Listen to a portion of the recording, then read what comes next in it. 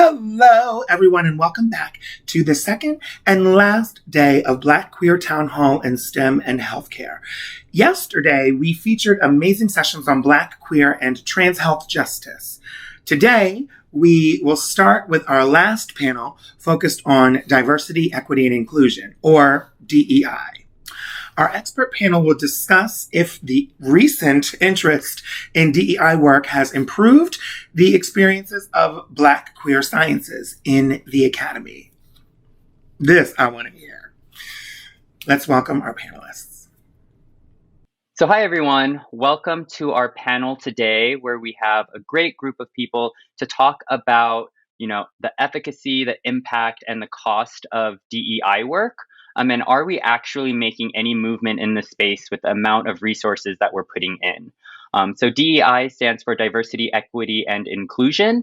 And it's kind of the buzzwords now around how do we make our institutions, our work environments, our places of study, a place where everyone could not only survive, but everyone could actually be authentically themselves and thrive and pursuing their goals and their passions in their career, both professionally as well as personally.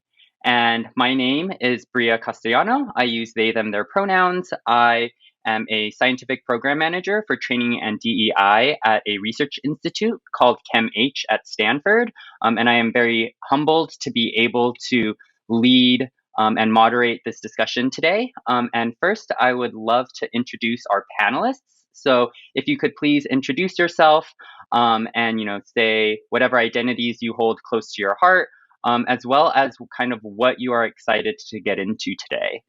We could start off with Derek. Do you mind introducing yourself, please? Yes.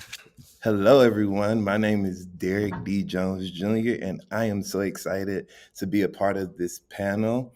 I got my PhD at the University of North Carolina, Greensboro in medicinal biochemistry, where I focus on bioanalytical chemistry using mass spectrometry to study natural products. I use the pronouns they, them, their, and I identify as non-binary, and I tell people I'm the proudest Black African American that you would ever see. And I'm so excited about the diversity, equity, and inclusion topics that we're going to talk about today. And I'll go further on to say I'm excited to talk about acceptance and respect as we dive more into this.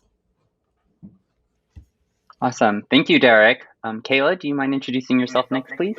Yeah, of course. Hi, I'm Kayla Singleton. I'm a Black Samoan queer woman and developmental neuroscientist. My pronouns are she, her. I earned my PhD from Georgetown University in 2020 in neuroscience, and now I'm currently a postdoctoral fellow at Emory University in the Department of Cell Biology. I'm also co-founder and president-elect of Black in Neuro. And I'm really excited to hear from all the panelists today and have a great discussion. I think for me, accountability is a big thing that I always like to talk about with DEI work. And so I'm interested in everyone's takes on that, but also our different experiences trying to hold institutions accountable. So thanks. Awesome. Yes, that's why we're here. How do we hold our institutions accountable? Andre, do you mind introducing yourself next, please? Hi, everyone. My name is Andre Walcott. I'm a bisexual Black male. I received my PhD from OHSU in 2019, and then became a program manager for the postdoctoral program at OHSU and also postdoctoral program. I'm currently actually just got a new position as a director of diversity, equity, and inclusion at Advances Credit Union. So not in the academic space currently, but I have a lot of ties to academia and higher education. And so today I'm super excited to talk about of course, DEI, but one of my biggest topics I like to talk about and discuss is the sense of belonging, and that sense of belonging and how important that sense of belonging actually is for people who are especially Black and queer. So glad to be here today. Awesome. Thank you, Andre. Yes, we don't have only people from academia. We have a wide range. Devin, do you mind introducing yourself and kind of the sector that you're coming from right now? Yeah, of course. So, hi, everybody. My name is Devin Wagner. I use she, her pronouns. I'm a Black queer woman. I got my PhD at The Ohio State University in analytical chemistry. Like Derek, I did mass spec, just not on natural products. That's not my thing. So, kudos to you, Derek. But I currently am a senior scientist at Merck in Rahway, New Jersey. I'm in like the panelists. Something that I've always bring up when we have these DEI conversations is accessibility, because I think it is really important that we do make everything accessible to people with intersectional identities, like many of us on the panel here. So I'm really excited to be here and get talking about DEI stuff with these amazing people. Awesome. Thank you. And last but not least, we have Ife. Ife, do you mind introducing yourself, please? Yes, of course. Hello, everybody. My name is Ife. I am a Black woman, a Nigerian American. I use she, her pronouns. I'm currently a third year PhD student studying pharmacology at Weill Cornell, and I'm doing my thesis research at Memorial Sloan Kettering Cancer Center. So, definitely coming from like a more academic scientist background. I'm super excited today. Something in particular that I look forward to discussing is, I guess, the intent behind a lot of DEI initiatives, and then the cost and reward of participating in these initiatives as well. Awesome. Thank you, everyone, for introducing yourselves and kind of what you're excited about discussing today. And once again, this panel is kind of around the efficacy, the impact, and the cost of DEI work.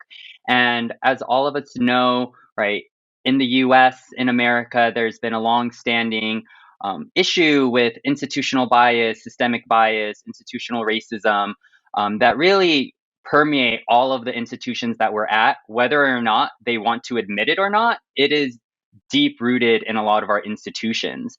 And it really came to the forefront for mainstream consciousness, right, in 2020, with the death of George Floyd, or the murder of George Floyd, really bringing to attention, things need to change. And a lot of different institutions came out with statements on diversity, statements on Black Lives Matter. And now that we've been in this space now for 2 years and kind of having these conversations, what impact has that made? And so I want to kind of open it up to anyone here who kind of wants to speak at, the institution you're at now or the institutions you were at previously. What was their response? And do you think that response was sufficient? And now that we've kind of come through after 2 years, have you seen that growth continue, or has it kind of stalled? And, has it kind of become a trend to them that they're no longer really trying to push forward? We could kind of start maybe from the academic side. We have a couple of postdocs here with Derek and Kayla. Do either of you mind talking about it if you were in your grad school back then and then moving forward into your postdoc? Kind of how does that work? How has that worked? Yeah, I think I can start. I also want to mention a lot of the times when we talk about the murder of George Floyd, we often forget about the murder of Breonna Taylor as well. And I think those two murders, as well as like the murder of Ahmaud Arbery, were all really catalysts for a lot of the movements. But I just wanted to mention that. I was still in graduate school at the summer of 2020, and it was a really weird time. Like the COVID-19 pandemic was still going on, and I wasn't able to like go to lab to do anything, but I was just writing my thesis. And I should I guess preface this a little. I love my graduate program. They taught me a lot about myself and how to be a leader and how to stand up for myself, which I think is one of the reasons I felt so comfortable asking them sort of like where their sort of anger and outrage was for the murders of these Black people, especially because at the time they were highlighting the oppression and other issues that other racial groups were going through, which are, of course, completely valid. But it was a really difficult space for me to be in. I was in a really self-reflective space. And so I was constantly thinking about my vulnerability as a Black woman who lives far away from her family, who lives in a city that she doesn't know. And I think a lot of what I saw from Georgetown and from even Emory, my current institution, were sort of like a lot of promises about changing policies, or like hearing and seeing and valuing their Black students and their Black faculties and staff. And I think for me, on a very personal level, as a postdoc now, I don't really feel like my institution has done anything to really change any. Like, they may have made like an extra committee or two that is like working really hard, but in terms of like seeing tangible change or even feeling and experiencing change within my institution, I haven't felt that. And I can't really speak to that for Georgetown because I'm not there anymore. But I do feel like there were a lot of like good intentioned promises and like faith efforts. But I see now mostly like early career scientists, like undergrads and graduate students, really bearing the brunt of like keeping things going and keeping the conversation happening. Yeah, and just to build off of what Kayla has said, I definitely agree with you, Kayla. I am kind of the advocate, so the advocate don't really care how people sees them in some instances. When the murders happen, it was dead silence. And I'm like, what's the action? What are we doing? Like, Black people want to know, or people of color want to know that somebody has their back. You know what I'm saying? And there was silence. And, my program, they supported me. I said, we need to have a town hall. They done that. But as I was hearing across campuses, because I was a part of a lot of different campuses, and I heard that the faculty was saying, we don't know what to say. We don't know what to really do, but you can offer a class immediately for others, but you can't say I stand with Black people. So it was just very disgusting. I felt very disgusted because their favorite word is let's have an ad hoc committee. And ad hoc committees are just ways to silence a person's voice that does no action whatsoever. They just sit around the table and talk about what's on the menu, but ain't nobody ordering nothing. So that's how I feel. Yeah, no, thank you so much for that perspective. And, Kayla, thank you for, bringing up Breonna Taylor and Ahmaud Arbery. I think in this space, right, we don't want to have the erasure of other Black, especially Black women, who are part of this movement, and really making sure that we highlight that whenever they get left out. It's really important. So thank you, Kayla, for that.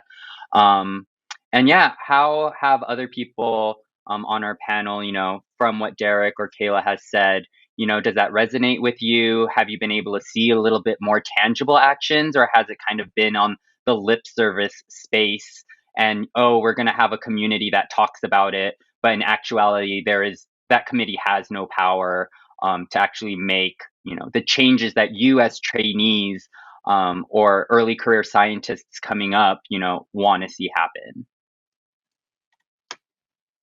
So for myself, at the time in 2020, I was in a postdoc, but my postdoc was a scientific or it was like a scientific program management postdoc. So I wasn't at the bench, but I was doing a lot of policy and program development, and there wasn't much going on. There was, of course, the institution gave I know we all saw those statements that every institution, every company, we all saw every single one of them, and they all pretty much said the same thing, that they're going to do more. But I didn't really see anything. And so at that time, I kind of took it upon myself and developed a strategic plan because I was frustrated. I was tired. I was crying on a daily basis about what was going on, and no one was actually caring. So it was rough. It was definitely rough out there. And then I ended up getting my actual program manager position. And I instantly, things changed because I had a specific group of individuals I was working with. And my two, I would say my supervisors were two women of color. So they understood kind of the struggle that I was going through, and we had the conversations, and we left everything on the table. So that kind of helped, I think, having those supporters there in like a very small group, smaller community. But as an institutional wide, there was a lot of lip service, and there still is. I recently left my institution, and now I'm at a credit union. And to be very honest, my credit union this role was developed because of what was going on. Committees were developed because they actually started putting the money into it and putting money where their mouth is, and they also hired a consultant, an outside consultant, to come in and talk about like, how do we change this? How do we develop these things? So that's what I've seen on the kind of that non-academic side. But on that academic side, I didn't really see much. And the frustration, I mean, it's still there. I mean, my frustration's still there. There was some money spent recently at the institution I was at that wasn't necessary because they heard what we wanted and they had to get some outside people to give the same exact thing that we said. Yeah, I guess a little bit on that, just a little like digging a little deeper, right? You said you're in this new role, being a director of DEI. Do you feel like in your position you have executive decision making skills, like to, say, oh, this is what we want to change, or this is what I feel like is best for our institution? Do you feel empowered, to push through different initiatives at the space that you're at that you felt like potentially wasn't happening, at our academic institutions? Yeah, I would definitely say as of now, so it's been a couple weeks since I've been in this role, but I would say I definitely feel that I have the power to make some change. People come to me and ask me questions and say, hey, what this policy, like, is there something we're missing? And then I can give them my recommendation and then it gets changed. The CEO had a meeting with me and was like, tell me what we need to do, and I will support you in any way possible. So that support is there, and I think that's the thing I didn't see previously was the support has to be throughout the entire institution, not just from the bottom. It got to come from the top, the bottom, the middle, the left, the right, every single spot. And so I think that's what I didn't see, and that's what I'm seeing now.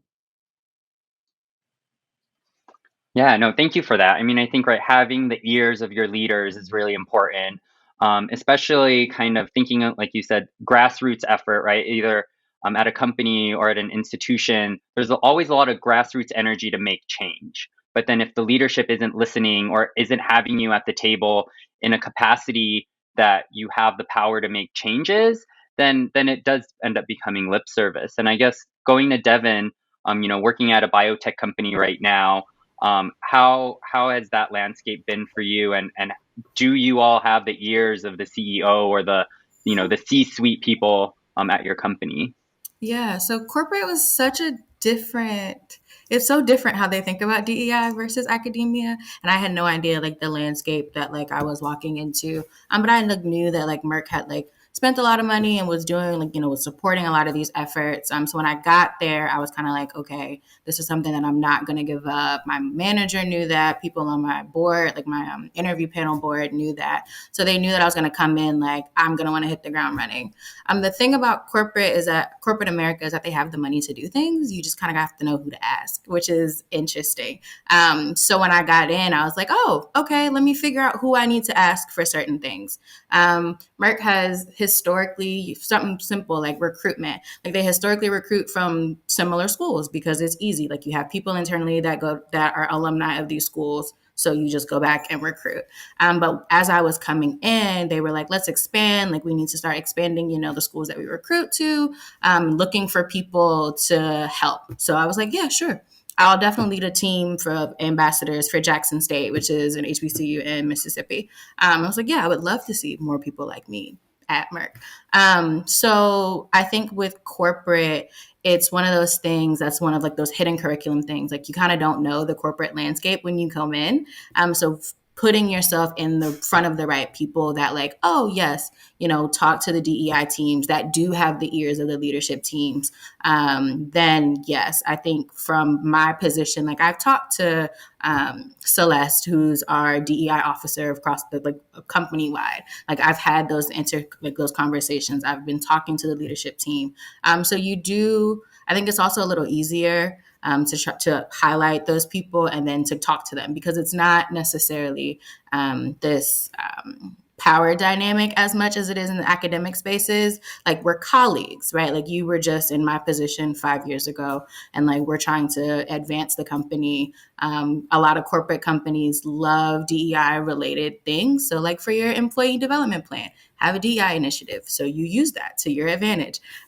So yeah, I think in the corporate space, you kind of get that value back for DEI work a little bit quicker because corporate America knows that it's a business initiative that makes them money.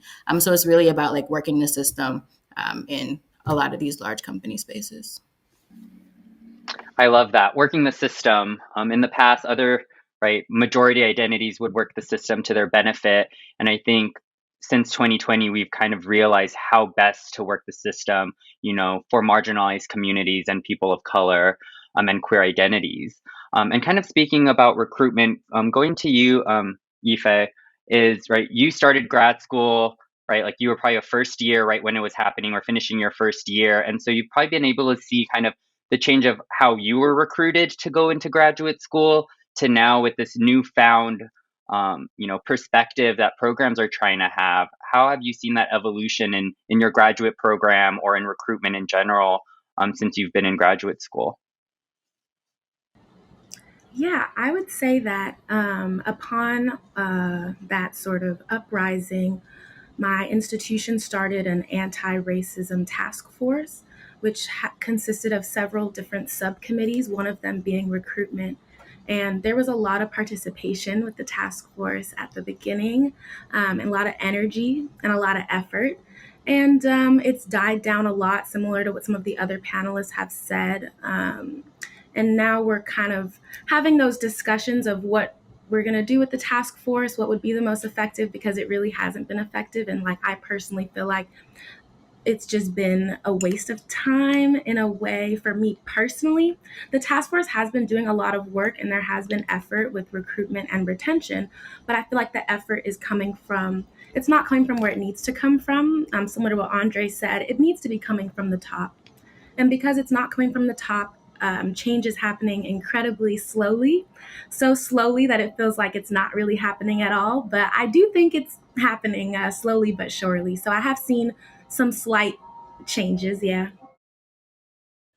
Yeah. So this really puts it into perspective of people who are spending their time in these spaces, feeling like, oh, there's great value in the work, and then there comes a time where you're like, I'm not being listened to. So could we just get kind of a show of hands, all of you out there, kind of who has done this work, on a volunteer basis of like, oh, I have this passion in me, I just want to do something, and you do it. And then out of that, how much do you feel like, were barriers put up towards you trying to create change? Can some of you mention kind of experiences that you had, trying to advocate and push this grassroots initiative? And then what were barriers that you would face either institutionally or with your peers that you were like, oh, this is a lot more emotional labor that if you just let me do it, it would be done. But now you're making me do more. Does anyone have an example that pops up into their head of like, what was a barrier, that kind of stifled that drive of like, we need to make this grassroots effort without hearing from anyone from the top? A barrier that I have experienced is money, for sure, because the expectations that are placed upon me being a Black graduate student at my institution, I need compensation for this work. And they're not going to provide me that. So that is a huge barrier. And not only compensation for me, but I also run several sort of outreach programs that are focused on diversity as well. And I've had trouble getting funding for those sort of programs as well. So just money, I think, is my biggest barrier right now. I think in my experience, one of the biggest barriers that I face is the incompetence of other people, where you're trying to have a discussion, you as the person are trying to be action oriented and be okay, so who's in charge, who has the power to fix this thing, specifically in academia. And depending on who you ask, you will get a different answer every time, and they will just send you in this circle of incompetence for months, really, if you let them. And I think that that's one of the hardest things, because you feel like you're just chasing your own tail, trying to do the work and make it actionable and happen, when in actuality, the people in positions of power who should be helping you and can help you are really just relinquishing themselves of the blame. And I think that's something that I've always found really interesting, and that I always try to talk about with early career scientists, graduate students and undergrads, doing this kind of work, because they really will just squeeze you like a stone for everything you've got. Yes, and oh, sorry. Go ahead, Andre. No, you can go ahead. Go ahead.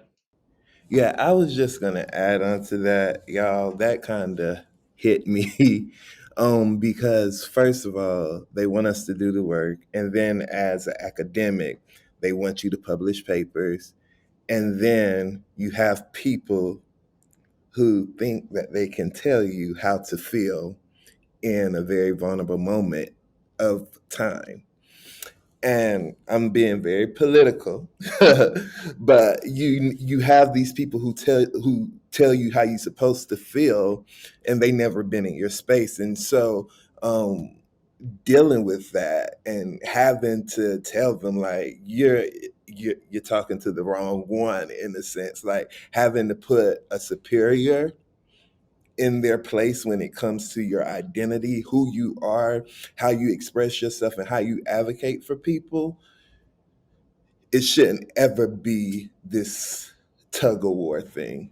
But in academia, your currency is your papers, not the work that you are actually doing to keep faces that look like everybody face up there in the institution. Sorry, that hit me a little bit. So I'll let you go, Andre. I was like, I want to snap for that one for sure. One barrier that hit me was kind of the ego of some individuals that because I was like, hey, I think this should be a change, and they're like, what? You're destroying my program that I developed, or I'm like, no, I'm not destroying anything. I'm helping improve things. Like we're doing this. We're supporting individuals, and like I mean, I had an example. I had someone tell me that their internship program was the best, and I was like, but there's some holes here. Like let's improve this, and they weren't happy about it, and they kind of knocked down all my ideas, and they went behind my back to some other leaders and completely off the books. Like it was done. So I think the ego of some individuals, I mean, they were some faculty members, and that's a power dynamic that hit me. Like, hey, I was a postdoc at the time, so I couldn't change anything, and that was my like, oh, you need to hush him down a little bit. So ego's a big one.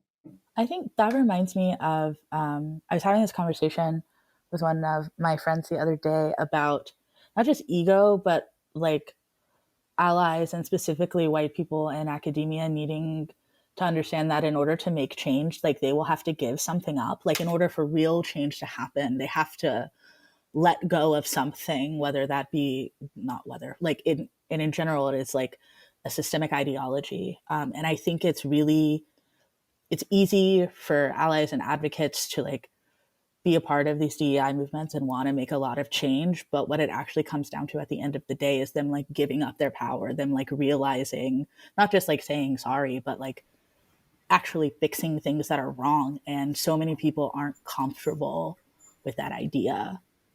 So that just really reminded me of that. Yeah, I was gonna say people don't want to do the work, honestly. Like people want a cookie just to say, like, hey, I know what ally means, or like performative allyship. I know the definition of that, but like Kayla was saying, like nobody actually wants to take the time to like really figure out where are these holes, how can we patch these holes up. Like people love the leaky pipeline analogy, and I'm actually tired of the leaky pipeline analogy because no one's trying to fix the pipeline itself. Like no one wants to actually do, like, I'm tired of like, oh, I did internal reflection, yes, and what came out of that? No one wants to do the action. People just want to read, Twitter post or like read a headline in an article. And that's a huge barrier to actual change because people just want to check a box that says, yes, I know I can do these things, but like they don't want to actually like roll their sleeves up and do the work. Yeah, absolutely. Thank you everyone for your perspectives. Some things that, I just want to touch upon, going to what Derek said, right? Like people telling you how to act, you being like palatable diversity, right? Like, oh, don't say it if it's going to make me uncomfortable. But these conversations are meant to have these uncomfortable conversations and to call out things that are in the systems, like Andre said, issues, biases that we have, because if we don't name it, if we don't call it, it's not going to get fixed because there's not going to be a lot of attention to it. Also going to Ife's point about money for compensation, right? This all goes into what people call the minority tax, which is basically diversity initiatives, that are being done by an institution, who do they rely on to do the brunt of the work? Are there people of color or the initiatives that are going to impact them the most? And I forgot who mentioned it. It might have been Derek, but right, you have all of the responsibilities of being a graduate student, a postdoc, a scientist, a director. And then on top of that, they're expecting you to do all of this extra diversity work that they don't ask of your white male colleagues, right? And it's like, oh, but you want this from me, but you don't want to compensate me, or it's not going to be for my promotion, right? And so there has to be a revisualization of, if this is value to you, how do you make this be a career like progression for me? How can I do this work, which I feel passionate about, but also at the same time will also help improve me moving forward in my career? I think is a really important conversation. And so just really quick on my end, anytime I ask students or trainees to do anything that's diversity related, I give them money. I'm like, here's a gift card, right? You spent 1 hour with me. Here's a gift card. Go get coffee, a snack, do something, because I value the time that you're bringing in. And so definitely compensation and making sure that we're not succumbing to that minority tax. And then now it's going into kind of, these barriers that we talked about. We also talked about incompetence, and then the other spectrum of ego. And, what are some of the ways that you found to be the most impactful to kind of get stakeholders in? We're talking about, we have all these grassroots efforts, but if leadership isn't on board, it's really hard to make it move. So has anyone had any good examples of how do you actually engage with leadership, and maybe even leadership that you thought, oh, they're not going to be interested in doing this? Like, how do we get these stakeholder buy-in, and what have you found to be an effective way to go about this? I have a grad school example. I was having some issues. I was president of the Nova Shade chapter at Ohio State for a good chunk of my time at Ohio State, and I was having some issues with the Do you particular. mind describing what Nobuche is really quick? Yeah, of course. So Nobuche is a nonprofit organization that caters to Black chemists and chemical engineers. It's a super long acronym, but that's essentially the work that Nobuche does. So they have chapters across a lot of schools. They have professional chapters. They have an annual conference, etc. So similar to like an ACS, so an American Chemical Society type organization is essentially Nobuche. So I was president of the Ohio State chapter for a really long time, and I was having particular issues with one faculty member that had a position of power. So I went over his head. I'm always like Derek, I actually don't care who I piss off. As long as it gets done, I'm just going to do what I have to do. And I went over his head because I knew I could. I had spent a good chunk of graduate school building my network within the in the chemistry department. So I knew that when the time came and I needed somebody that had a position of power, I knew if I could send an email to the chair or the dean, and they'll say oh, it's an email from Devin, I'm going to read it. I called plenty of meetings with the front office in the chemistry department at my last year of graduate school because I had built that rapport. So that's typically what I do. I'm very pro go over people's head for things like this. But it also helps when you do the legwork and build that rapport with folks that can kind of recognize your name, recognize your face, and know that you have a cause that you're really passionate about. So yeah, that's typically how I get things done. Yeah, and just to build off of what Devin has said, one thing that I always do with people, I tell them I'm not just an advocate for myself or the people I look like. I'm an advocate for humanity as a whole. So that means that if something is oppressing you, I'm going to speak up about it. And so one of the things that I have done, I called out systemic racism to a department head. I was like, how do you expect to get a Black faculty member when all of your committee members are white? Dead silence. And they said, well, we got students up there, but you have a white student up there. You don't have a person of color. And I love white people. I'm just speaking to how the systemic oppression is so it just creeps in. I'm just speaking to how it can creep in. And I always tell people I'd rather be accountable and an accomplice than allow for it than be a silent cancer that goes in and just kills everything like an aggressive cancer. Your silence is like an aggressive cancer. And I try to tell people that be loud and be accountable. Don't be a silent cancer. And I'm not talking about the zodiac sign.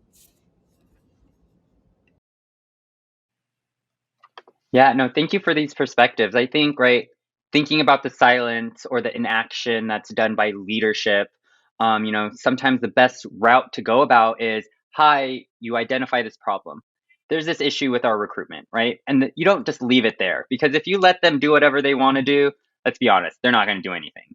And so, what are some actionable items that you've gone to leadership with and say, like, here is the problem that we've identified, through town halls, through committee meetings, and then here are actionable items that I want to see pushed through. Moving it from, oh, we're thinking about this, we're talking about this, to actually proposing actionable items. What are some actionable items that people here have been able to try to advocate for and really push, so that you take away that extra energy from leadership of like, oh, now I have to think about how to do this, rather than, oh, yeah, we could just implement XYZ initiatives? Yeah, so one, I guess, big example. So when I helped develop our strategic plan for our center when I was at OHSU, I broke it up into like 5 different pieces. So then it was kind of spread across kind of the whole center. So there was like, okay, you like data, like you should be looking at this area over here. Like, let's look at the data. Like, what does our recruitment data look like? What does our retention data look like? Or you're looking at health disparities or health inequities within a population. All you're interested in that, so you guys can kind of work on this kind of stuff. So I broke up my strategic plan in 5 different spots, 5 different things, because it got people excited about a certain piece of the strategic plan. They didn't have to think of the whole thing at once. And then I think what I did and kind of helped me a lot was I kind of used it. I got a lot of people kind of behind me and was like, hey, I need some support at all levels. It can't be just from, like I said, it can't be just from the bottom up. So I found some leaders who were gonna be on my side and push it forward. And it got to a point where every single part of our strategic plan, a leader had to be a part of it. So they had to be a part of it, and they couldn't push it back. And also, we had someone in HR be a part of it, so that there was these two individuals that had some type of power that can start pushing it forward, because then they start feeling accountable for it. And so I always like try to push it onto them, like, okay, honestly, if you want to take this and make it sound like it's your idea, go ahead. But if the work is getting done, that's what at the end of the day really matters to me.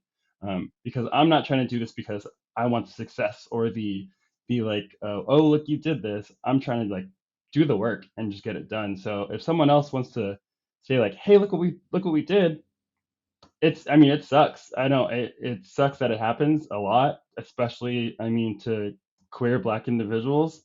But there's a point where I'm like, I can't keep pushing forward if I don't have the support. And so I try to put it into their hands and get them to be accountable and like get them really excited and really make a business case for a lot of the things. Because once you have a business case for it, I think that's when it's like, oh, this is a great idea. I can add my experience on the topic. Helped develop this sort of letter to the deans. It was a very incredibly thorough. I guess I'm telling you guys what doesn't work more so, but it was an incredibly thorough outline of our requests and what we need, bullets and sub bullets, and it was very detailed. We put a lot of time into it, and it wasn't really nothing happened, I guess I'll just say. So I guess doing that doesn't work. But what started to work was being a little bit persistent. It takes a lot of time, straightforwardness, being very bold, and being a little annoying in a way, in terms of like, hey, any thoughts? Hey, any progress? Hey, and like bugging, which I personally don't have time for, right? So that, I guess, has started the ball rolling. But it's been difficult. One thing I have noticed makes incredible change is Twitter. So if you really can't reach the higher ups and stress a problem, posting about it on social media or getting more people involved, like there really is power in numbers. I've learned that from experience, that if I gather a large group of people who feel the same way, that has more of an impact. So definitely still kind of learning what works and what doesn't. But if all else fails, post about it.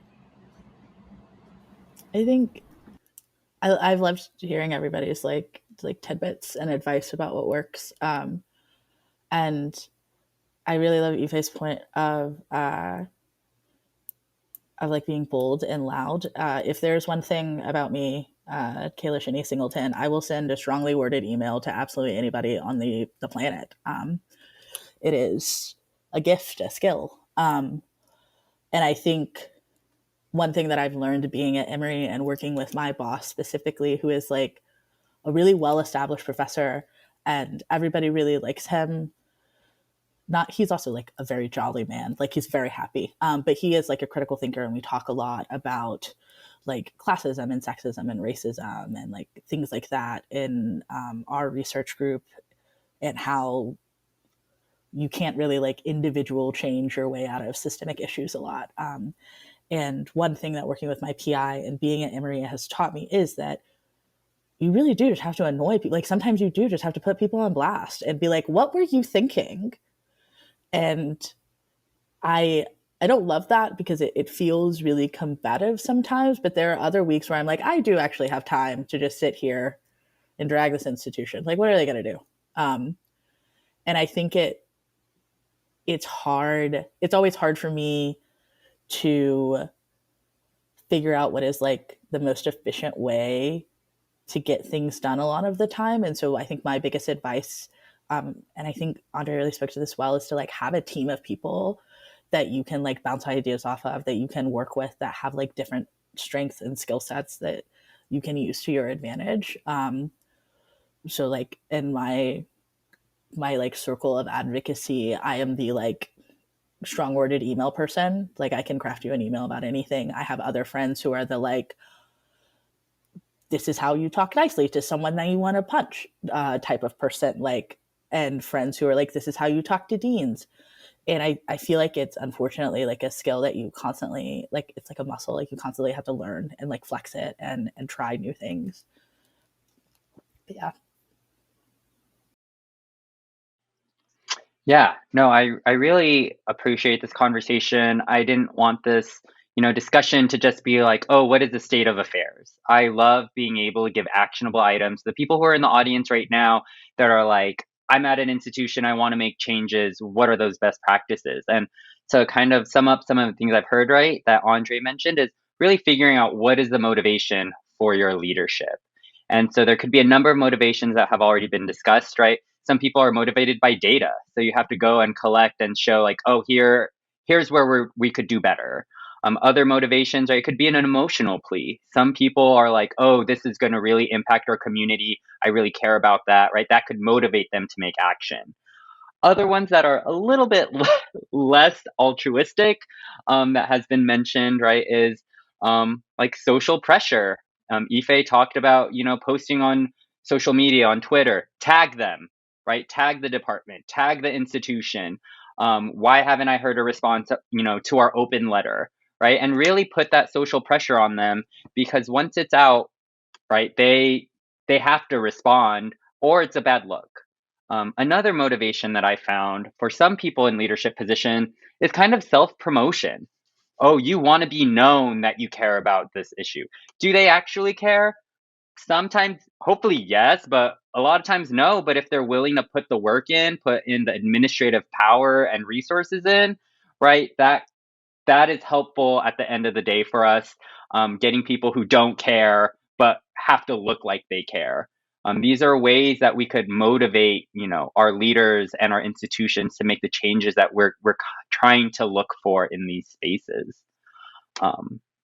And so now that we have this, and it seems like everyone here does a lot of volunteer work or grassroots efforts in different spaces, or are taking more full-time roles doing diversity work, how do you set up boundaries for yourself as someone that is doing this work that is extremely, emotionally draining and a lot of emotional labor? How do you ensure that you don't burn out, and that you're able to continue the good fight? Similar to what Andre said, having a team is really helpful. Does anyone else have any other tips or suggestions on, maintaining yourself in this space? I had to learn to say no. I was very much like, I want to save the world. I think I could take on every single DEI issue that there is. And I got burnt out in grad school, like trying to, like, I'm one of the co-founders of Black and Kim. So trying to do Black and Kim in 2020, trying to find a job, trying to graduate was a lot. And I was burnt out. So when I got to Merck, I was like, okay, well, where do I want to spend my time? And for me, it's with students. Like I mentioned earlier, like I'm all about accessibility. I didn't have an inside connection when I got to Merck. So I love the idea of being an inside connection for folks. I had no idea what I was signing myself up for in pharma. But now that I do know, I can use that knowledge to help other students. So I only now do things that are very student focused. So recruitment, retention of new employees that come from academic spaces, things like that. So I had to pick something. And then that has been what has been helpful for me of like maintaining my sanity and maintaining my boundaries. When I tell you therapy is the best thing that ever happened in my life, I encourage every single person to get therapy. Crisis don't mean that you're on the verge of committing suicide. It just means you're either super excited or you're super sad, and you just need to put it into perspective. And so I go to therapy, and my therapist is my paid best friend. Like, you open your mouth, you gonna pay me. So that's how I look at it. And so I'm able to unload, I'm able to squeeze that sponge, all of those feelings that I had to absorb, all of that mental capacity and emotional capacity I had to give out.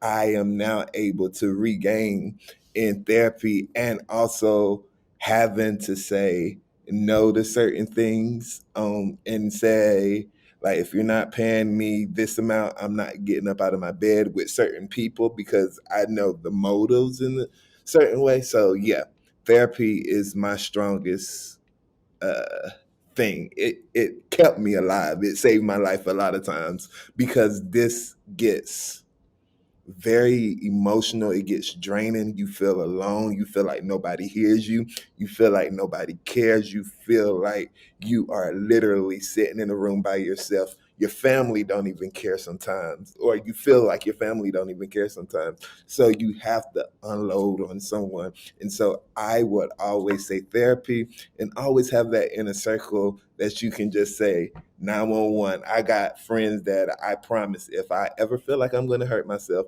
I'm going to call you. If I feel like I'm on the edge, I'm going to call you. So that's one of my plugs. And I think that is very necessary for this type of work. I agree with both Devin and Derek. I think therapy is, sometimes I feel like I recommend therapy to people and they think that I'm like judging them, and I'm like, no, it's like fun. Like, you get to talk about stuff you want to talk about. But I think therapy has been a really powerful tool for me. Learning how to say no has been really great. And I think one of the things that I started really now in my like 30th year of life is really just prioritizing myself, like prioritizing myself and my community in the things that I want to see. And a lot of the times that looks like my like immediate community. So like the students that I teach at Agnes, or like the people that I work with in my lab or in Black and Neuro. But like putting, like Devin was saying too, like putting my interests and my needs first. And I think it can be really hard, because I love the idea of like building community and helping people like find community. But I also have learned over the past like couple of years that like not everybody wants the same sort of like revolution or liberation that I want. And I was wasting a lot of my time and energy trying to get people to a place that they never plan on going.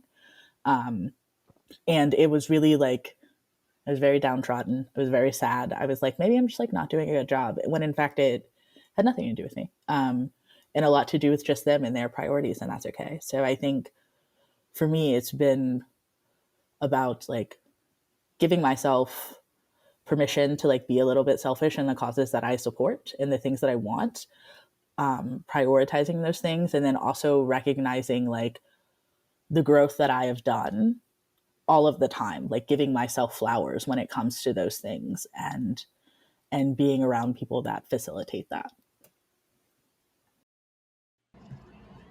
I agree so strongly with everything that Kayla, Devin, and Derek have said.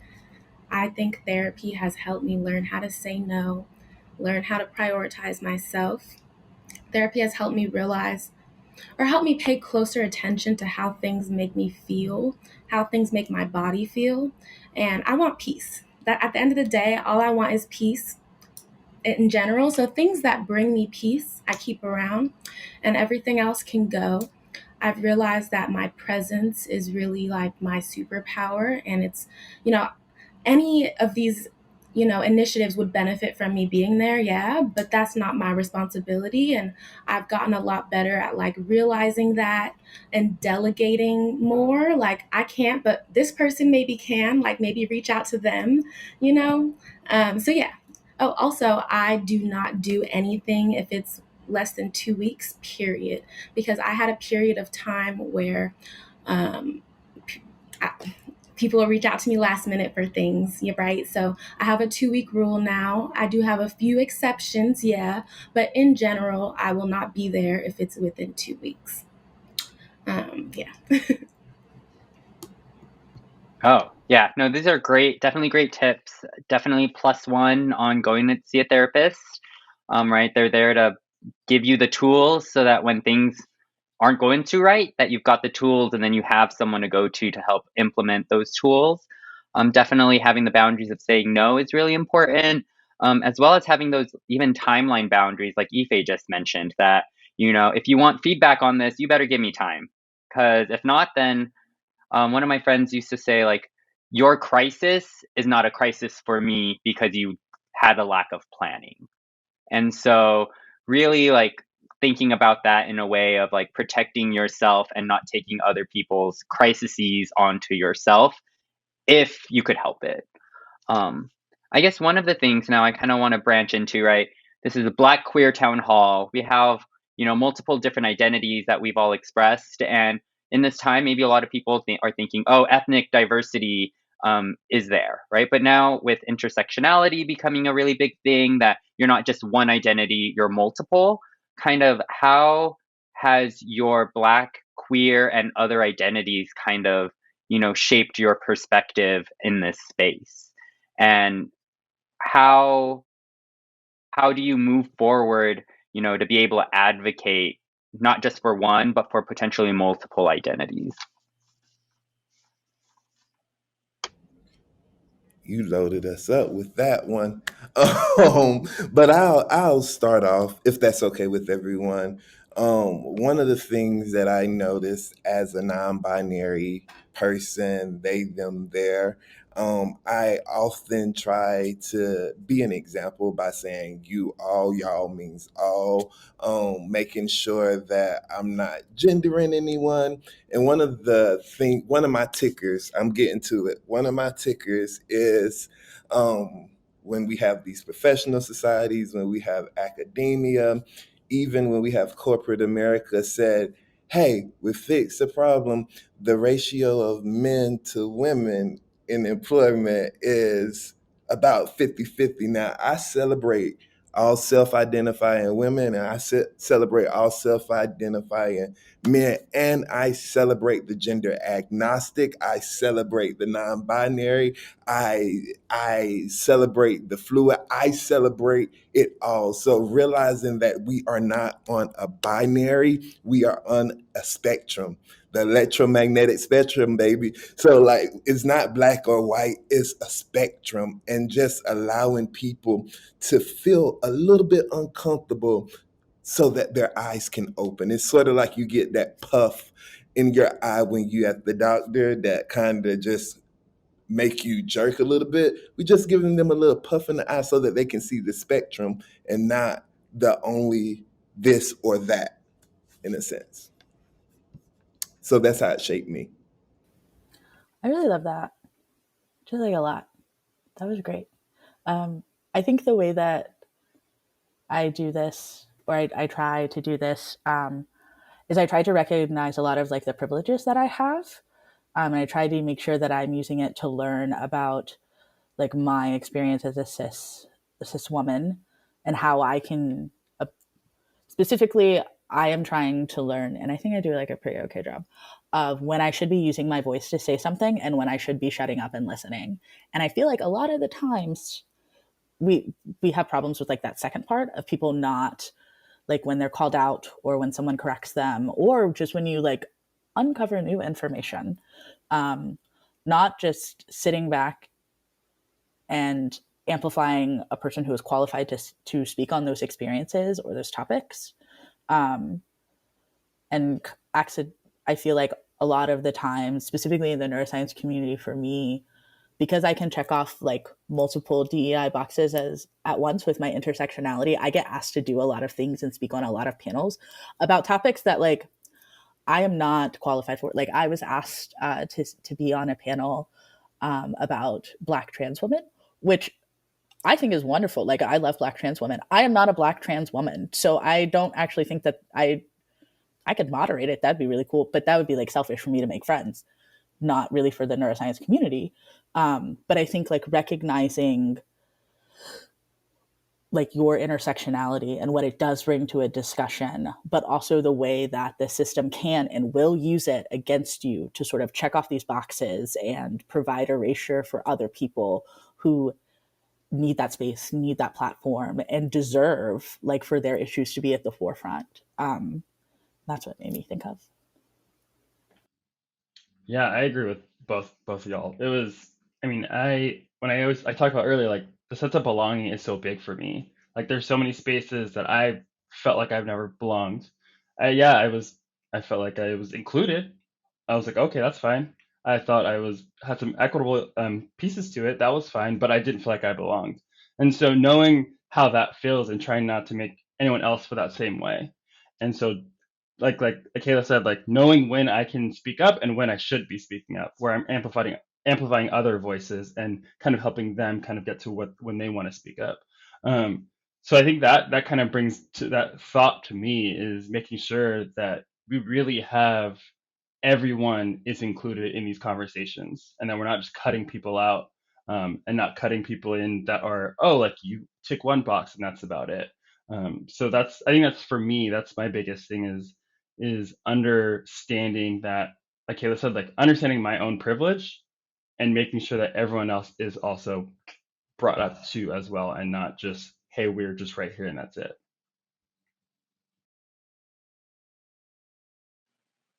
Yeah, no, I really appreciate this conversation. I really think, right, like identifying your privileges, right? Like I guess in our world, right, there's like white privilege and people are like, oh, you want to talk about white privilege and like what the white community has, and they get really defensive about it.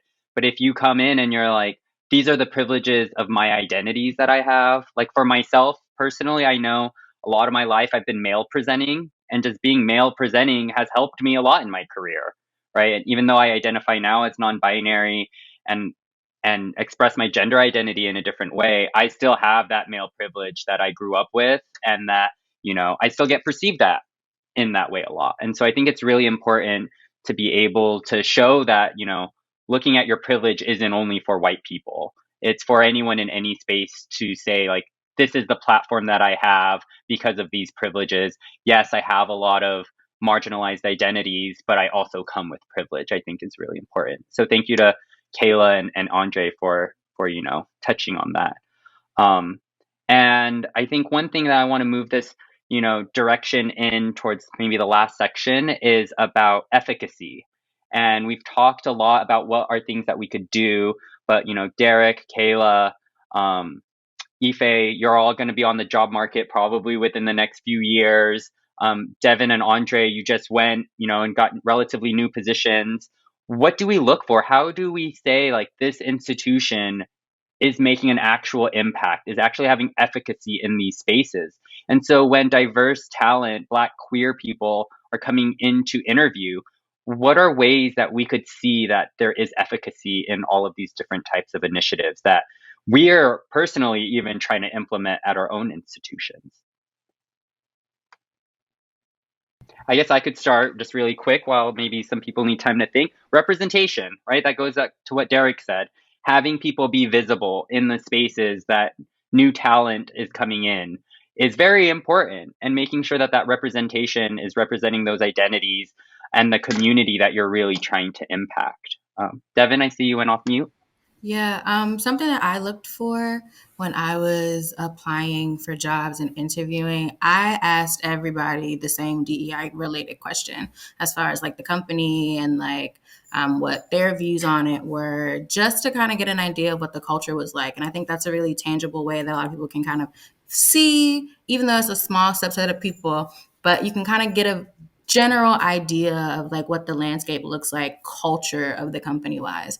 I mean, that was something that I was like, okay, cool. Like Merck aligns with like a place that I would want to go. So that's kind of why I chose the job that I chose.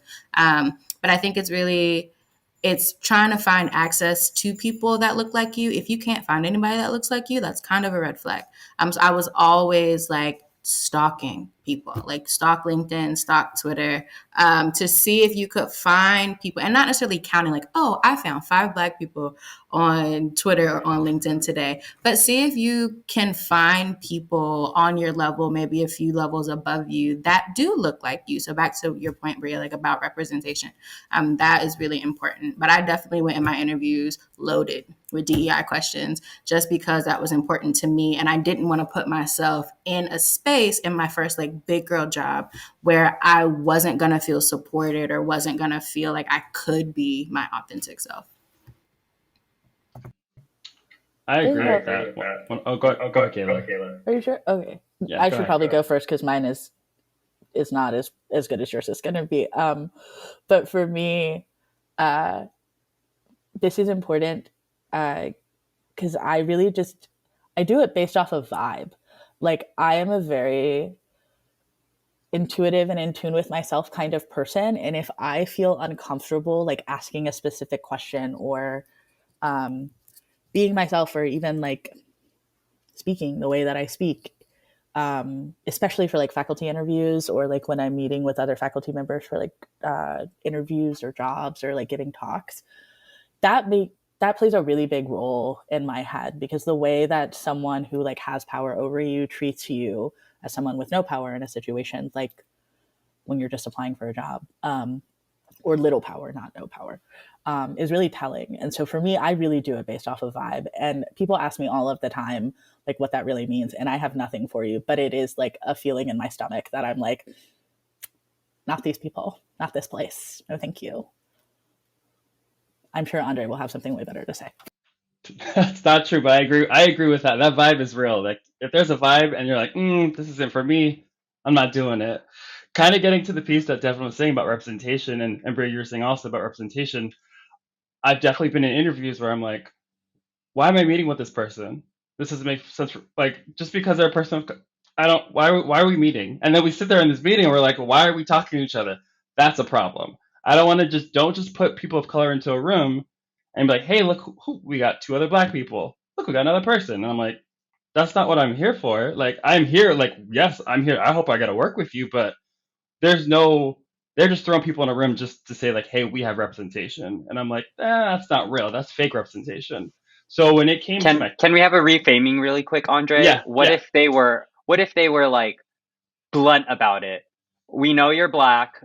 We don't have a lot of Black people here. We want to create an environment so that you could get the perspective of another Black employee here, even if they're not technically relevant to your role that you're interviewing for. No, that's a good question, because that actually did happen to me. Like that same thing. So like they were very honest. They're like, hey, we don't have many individuals of color at this level. And I was like, all right, at least you're honest. Like if they're gonna be honest and like this is something that like we want to change that. And so if that is the case, if they're gonna be honest with it, then I'm gonna be like, okay, then you are trying to do something different. But if they're gonna do that, I want to know, what are they gonna be doing different in the future? What is those change? What are those policies or programs?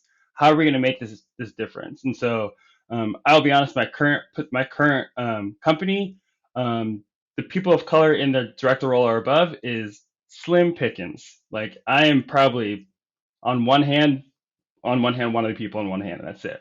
But that being said, they were honest with me up front and said, we have this issue. Our leadership is not diverse, and we want to change that. And here's some of the ways that we're going to change this. And we're hoping that you can come in too and help change this as a director of DEI. And I was like, thank you for being honest with me. And so them being that gave me a vibe of like, okay, this is something real. Like this isn't just lip service. So yeah, I think that's key. Really understanding what are the hidden it's kind of like the hidden curriculum in a sense, but like what are the hidden motivations that they really have to bring you into these roles, and are they trying to be like, hey, we're gonna get this person this role for just because of you're a person of color or you're a queer person or you're a part of a marginalized group, or are you the best fit person for this job? And are you set up to succeed? And that's the question I also asked during my interviews was, how are you going to help me from not being burnt out in my role? And they were like, oh, here's all these different things we're going to do, and that made me feel so much better than a lot of other positions I have applied for in the past. I want to say really quick that point from Andre just unlocked like a repressed memory of mine where I went on an interview, and my third day of interviews was just like all Black women, which was cool, but like no relevance or importance to like what I was interviewing for. And I remember me and one lady were sitting in a room together, just looking at each other like, what are we going to talk about? So we ended up talking about books for like an hour, but that I definitely repressed that memory because it was such a strange thing. Yeah, I wanted to say one thing. Sorry for cutting you off.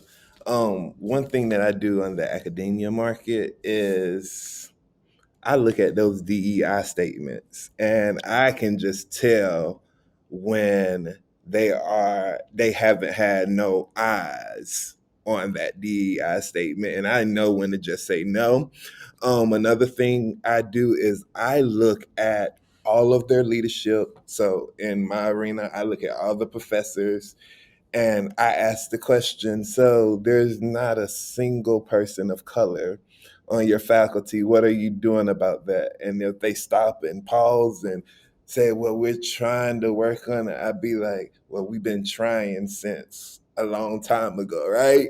And so and then asking those DEI questions, like, if a person is invested in you and in growing, because they'll flat out say, I don't know, can you help me? And that's what means the most. Can you help me? Can you make me uncomfortable so I can grow a little bit more? So that's what's really most important to me. And it just shows a sign of respect and acceptance of who I am and what I bring to the table. And it tells me that I can be as long as I want to be. That gives me that sense of belonging, as Andre was saying. Yeah, no, I really appreciate this part of this conversation. I think there's a huge push in DEI about recruitment. How do we get more Black people into the room? How do we get more Black people into the company?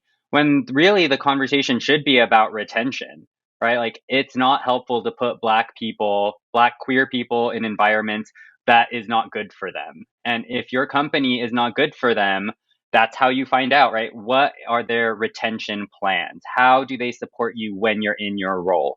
And maybe going back to, that perspective that Kayla and Andre had, where Kayla, on your third day where you're just meeting with Black women all the time, instead of thinking like, how is this important for my technical work? Oh, is this important for my well-being at this company? Right. And I think that's maybe a way for us to reframe these, maybe very obvious ploys that companies do to get brown and Black people in the same room, queer people in the same room, but reframe it in our minds of like, this is important for my job, because when I need to vent or I need to talk about microaggressions or racist things that are happening, I know there's someone I could reach out to who will understand at some level the feelings that I'm feeling. And so maybe reframing that a little bit so that, whoever's in the audience that's going to be interviewing and you have that moment, be like, oh, this is a well-being meeting, that they are taking care of my well-being when I get here. And so to wrap things up, just really quickly, I know a lot of stuff that we've talked about may have been superficial to some, maybe a little deeper for others. what is one thing that kind of brings you Black joy right now? Just something so we could end it, and then maybe it could be something, that other here or in the audience could look into and, hopefully bring joy into their life. Does anyone have any examples right now of things that are bringing them any joy at the moment? I really, I love it's not a new podcast, but it's called Therapy for Black Girls. And it has tons of different episodes and topics. It also has like a newsletter. But they have some just really great discussions about like Black queer feminist leaders, about just life experience as a queer Black woman, resources for all Black people, all queer Black people looking for mental health too. So I would definitely plug that.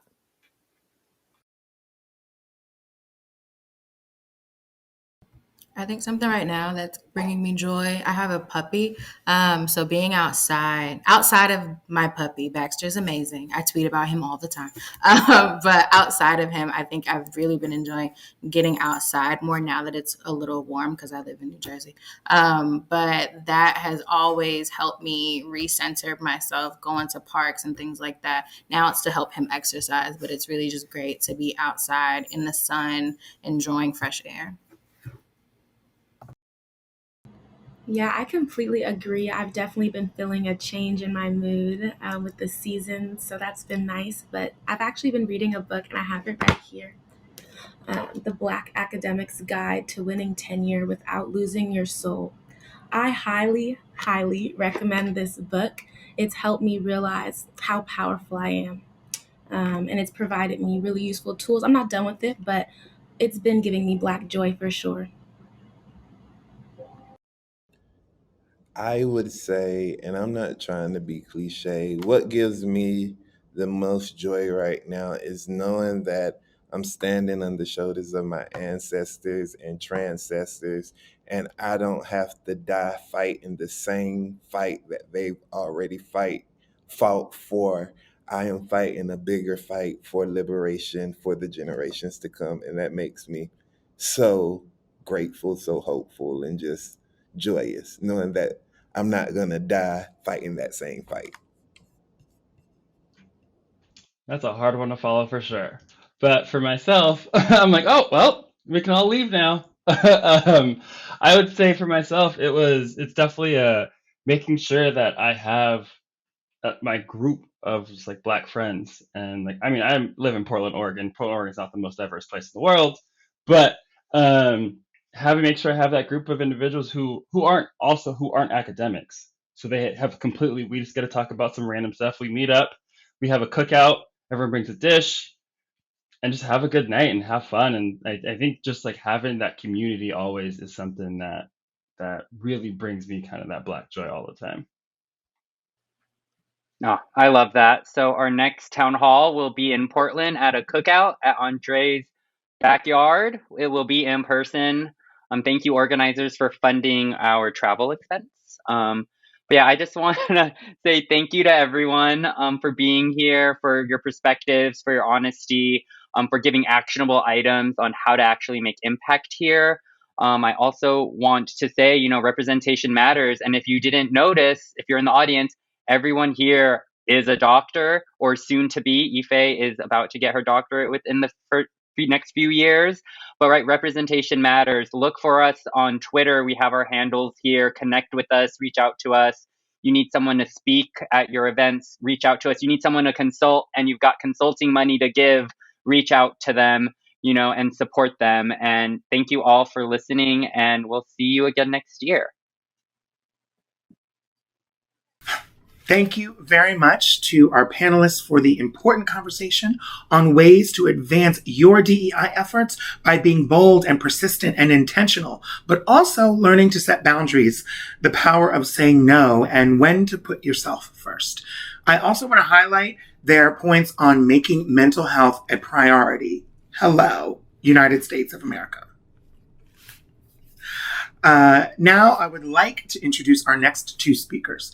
First is Dr. Tyrone Hayes. Dr. Hayes earned his PhD from University of California, Berkeley, and is now a professor of biology at UC Berkeley.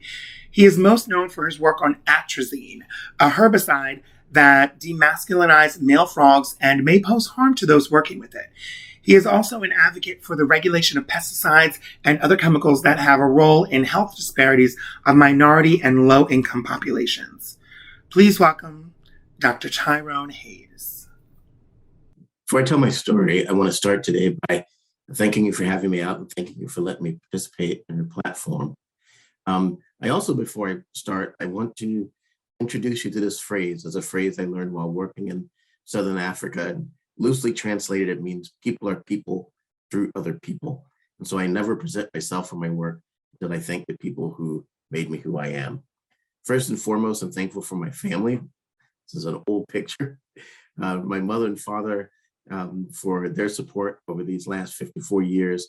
And of course, my wife, my son, and my daughter for their love and support as well. I also want to acknowledge my funding sources. And also, as a matter of disclosure, I want to acknowledge that I have been funded by the agrochemical industry, Novartis, Syngenta, and a small company that worked with them. I also want to acknowledge all of the students that have worked with me over the last 30 plus years in my laboratory. I've worked with an incredible diversity of students of every kind of diversity you can imagine. And I've learned a lot more from them, I assure you, than they've learned from me. And finally, I want to dedicate this and everything I do in my life to my grandmother, who was like a third parent to me, who, among other things, taught me that if you want to get a point across, don't preach, don't teach, just tell a good story. And my story today will start and end with a little boy who likes frogs. I grew up in South Carolina, and I've been fascinated with wildlife in general and biology in general, but especially with amphibians. That love of frogs took me to some strange places around the world, but probably one of the strangest places it took me was to a position to work with Novartis, who later became Syngenta, who asked me to study atrazine and whether or not it interfered with frog hormones and reproduction. I began that work with the African clawed frog, Xenopus laevis. I actually got the opportunity to work in Eastern Africa and Southern Africa, which is something I dreamed about since I was a child. And so combining that dream and my love of frogs with now my newfound source of support, I studied the effects of atrazine on frog development using the African clawed frog. We discovered that atrazine, this herbicide, this weed killer, inhibited growth of the voice box in males, which means that it inhibited testosterone. Male frogs sing and females don't for the same reason that in general, men have deeper voices than women, testosterone. We discovered that the problem started with the gonads, which is the source of testosterone, and that some animals exposed to atrazine as larvae, even though we later learned with genetic males, had testes, ovaries, testes, more ovaries, not the way that amphibians normally develop. Typically, testes are in one individual and ovaries are in another individual, called gonochorism. We hypothesized that what atrazine did was potentially converted the testosterone into estrogen. So typically the testes should make testosterone. In fact, the word testosterone literally means testicular hormone. And we proposed that atrazine induce the enzyme that converts testosterone into estrogen and thereby demasculinize these males so their larynx, for example, didn't grow, and subsequently feminize what otherwise were genetic males because of the estrogen production. We went on later to show that when in some populations, when these animals grow up, about 10% of them completely develop ovaries and function as females, even though they are genetically male. So for example, females in this species have a gene called DMW that males don't possess. This is just PCR genotyping. And this individual is a male, and this individual with whom he's copulating is also genetically male. This animal completely functions as a female. It lays eggs. In fact, we're about to submit and publish, hopefully publish, a paper on the great-great-great-great-grandkids of the eggs shown in this photograph. So there are actually long-term cross-generational effects of atrazine and other contaminants that we've been studying now. So in the first paper, hermaphroditic demasculinized frogs after exposure to the herbicide atrazine at low ecologically relevant doses revealed, in summary, that atrazine could feminize or cause ovarian development in genetic males, but we didn't know if these hermaphroditic animals were males with ovaries or females with testes in that first study, nor do we know what happens when they become adults. The second paper was followed up by a second paper in PNAS. Atrazine induces complete feminization and chemical castration in male African clawed frogs. And in the second paper, we showed that there are multi-generational or cross-generational effects, and we're continuing to study that phenomenon. What's also significant about these two papers, both published in Proceedings of the National Academy of Sciences, is that the first featured 4 Black men in North Carolina, which I'm very proud of, and the second featured 9 undergraduates that now either have a PhD or an MD or both. Also very proud.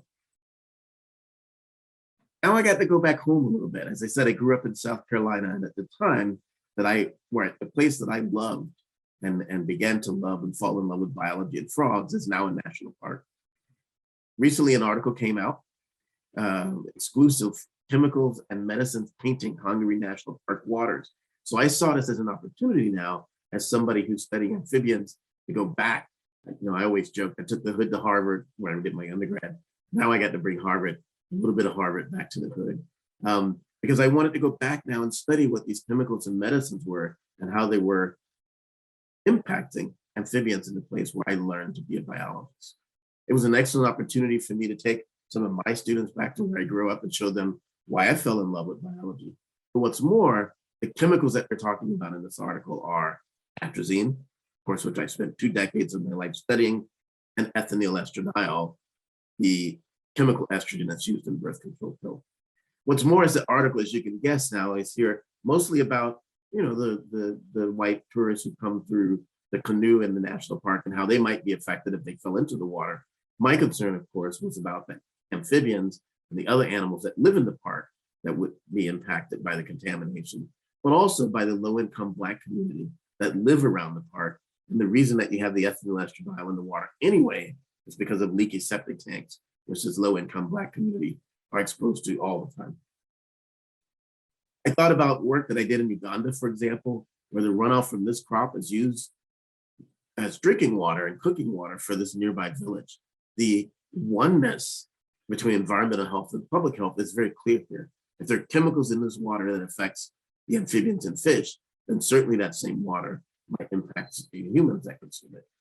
Whereas in California, here where I live in Oakland, somehow we don't see that connection or that oneness between environmental health and public health. And it's been my mission to expose and discuss that connection between environmental health and public health. In fact, I call this From Silent Spring to Silent Night, because Silent Spring by Rachel Carson taught that birds and the disappearance of birds was telling us something about the environment and telling us something about the dangers of the chemicals, the pesticides that we were using that were impacting the birds. In much the same way, I believe that the 80% global decline in amphibians and our silent night is also telling us something about human health as well as about environmental health. For example, it's been shown that atrazine causes an 8.4-fold increase in prostate cancer in humans working in those factories, in a community that's 80% Black, African American. There's also at least one paper that shows a connection between breast cancer and atrazine exposure with a very significant p-value. These for women, this study is for women who live in an area where their well water is contaminated with atrazine compared to women who live in the same area but don't drink the well water. There's a mechanism that we've found is active in both amphibians and, in this case, as I'll show you, in human cell lines. You take a human cell line, and this work was done by Sanderson et al., but my lab has repeated and published similar work. You take a human cell line that doesn't normally express aromatase or make estrogen and expose it to atrazine, those cells will start expressing aromatase and making estrogen. And we believe that it's that excess estrogen that's responsible for the feminization of my frogs, as well as for some of the effects that we see in humans. I went to visit them a few years ago. This is long after they took their funding away from me for obvious reasons.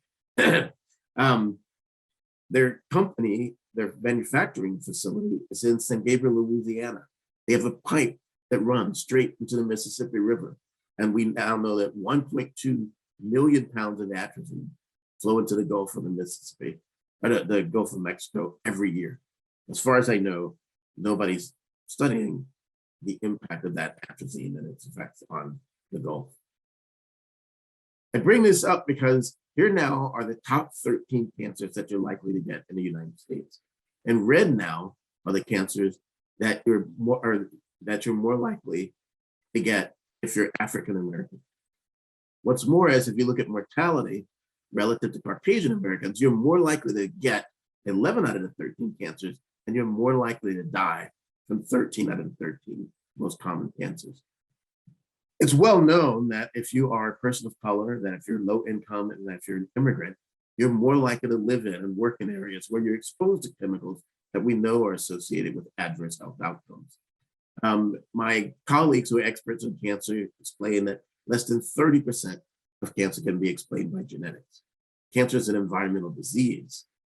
So if the idea that you're more likely to develop a cancer if you have a family relative that has that cancer is not telling you that you have bad genes. It's telling you that you've been exposed to the same chemicals that are associated with those adverse health outcomes as other family members.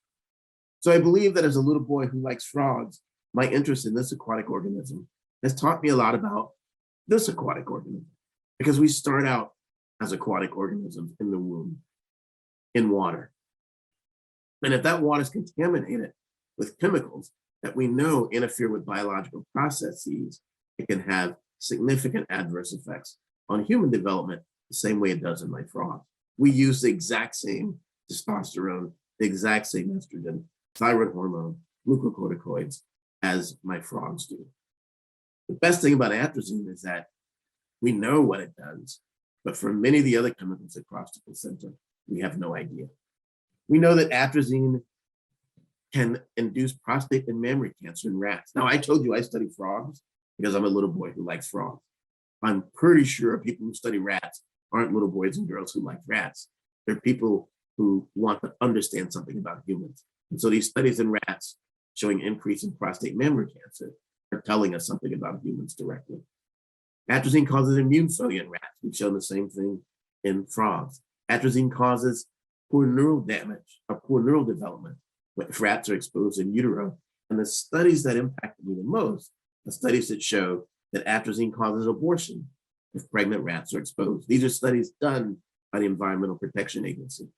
Of those rats that don't abort, another EPA laboratory showed that the sons, the male pups, are born with prostate disease. They're born with the prostate of an old man. And again, think about the correlation between atrazine and prostate disease in humans who work in their factory. Of those rats that don't abort, the daughters are born with impaired mammary development.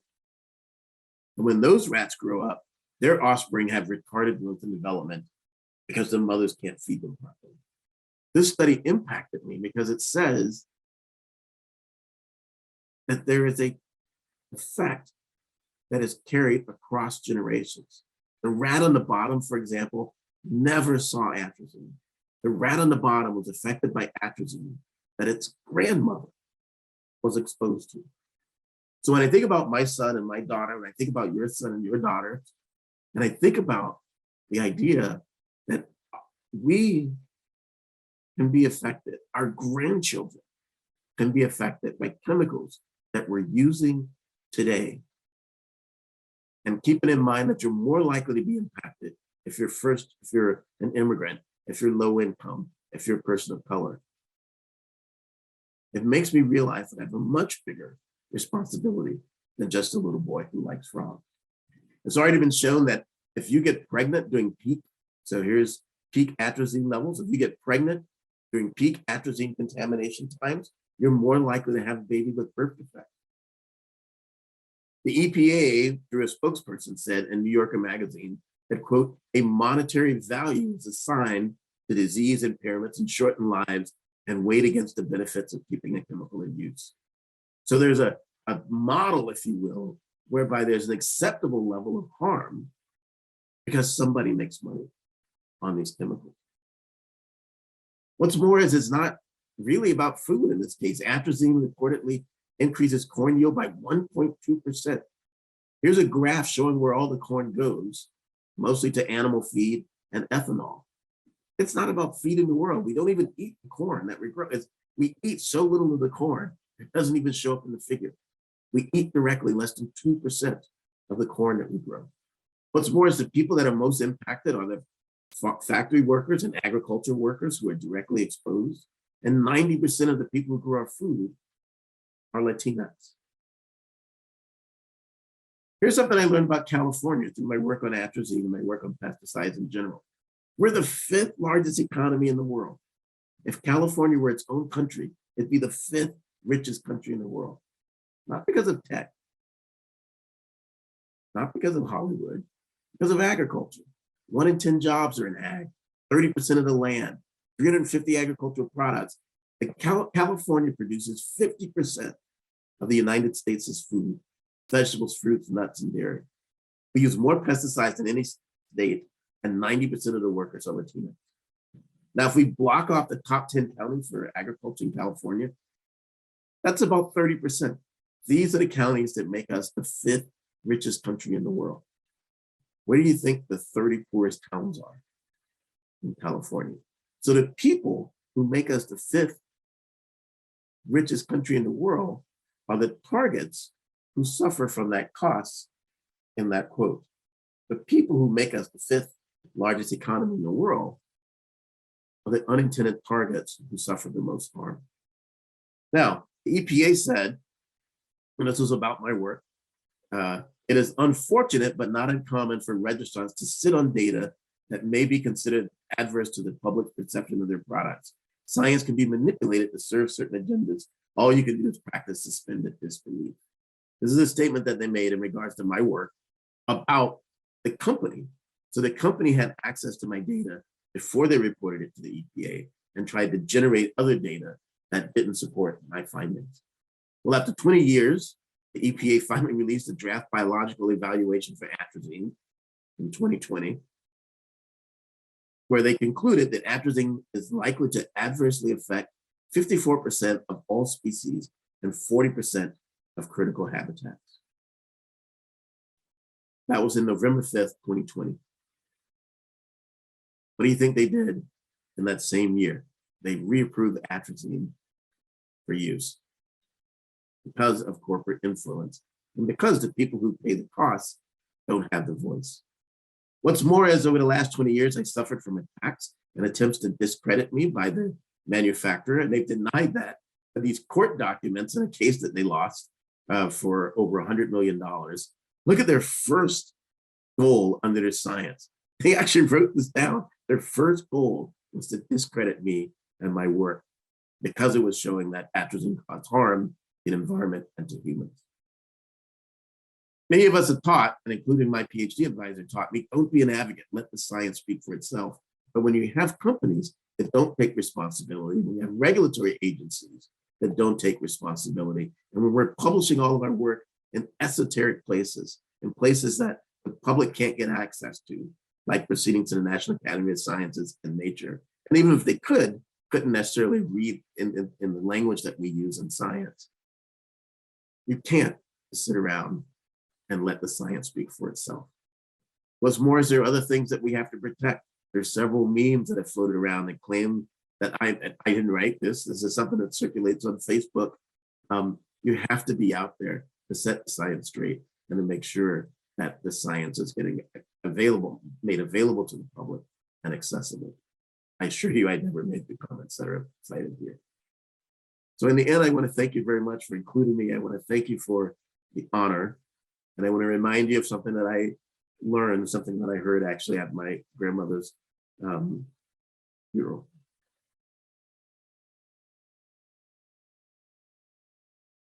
Above all else, do well, do good, take care of yourself. Thank you so much for that wonderful talk, Dr. Hayes.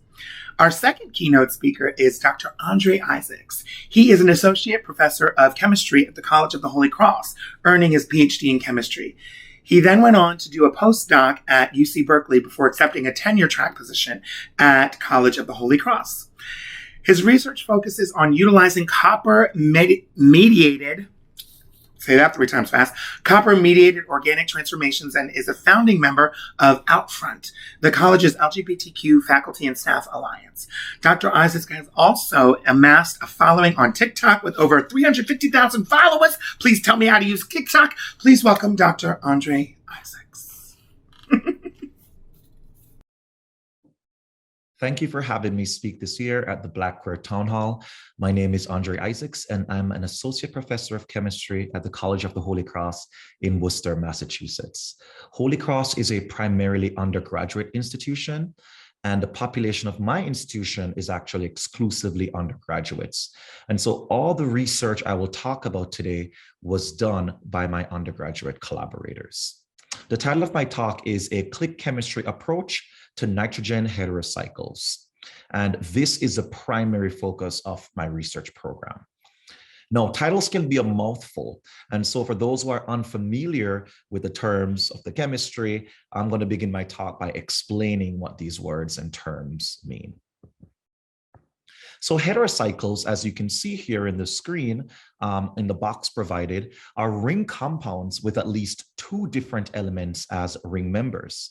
But for organic chemists, what that really means is that we're looking at a carbon ring system that includes atoms such as nitrogen, oxygen, or sulfur.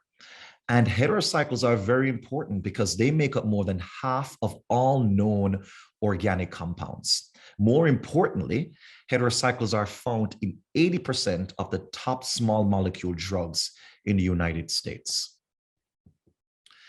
Our group is really focused on making nitrogen heterocycles. So basically heterocycles with a nitrogen atom or multiple nitrogen atoms present in the ring system.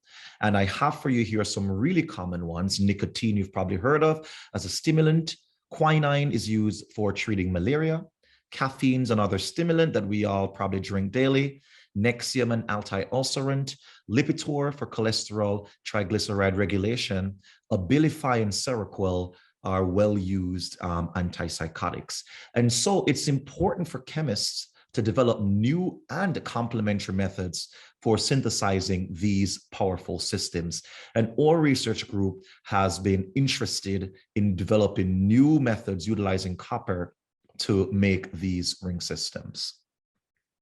Now that I've defined nitrogen heterocycles for you, I want to explain what click chemistry is. I like to tell my students that click chemistry is like Legos. You're taking 2 molecules, much like Legos, and you're fusing them together, in our case, to make a ring system.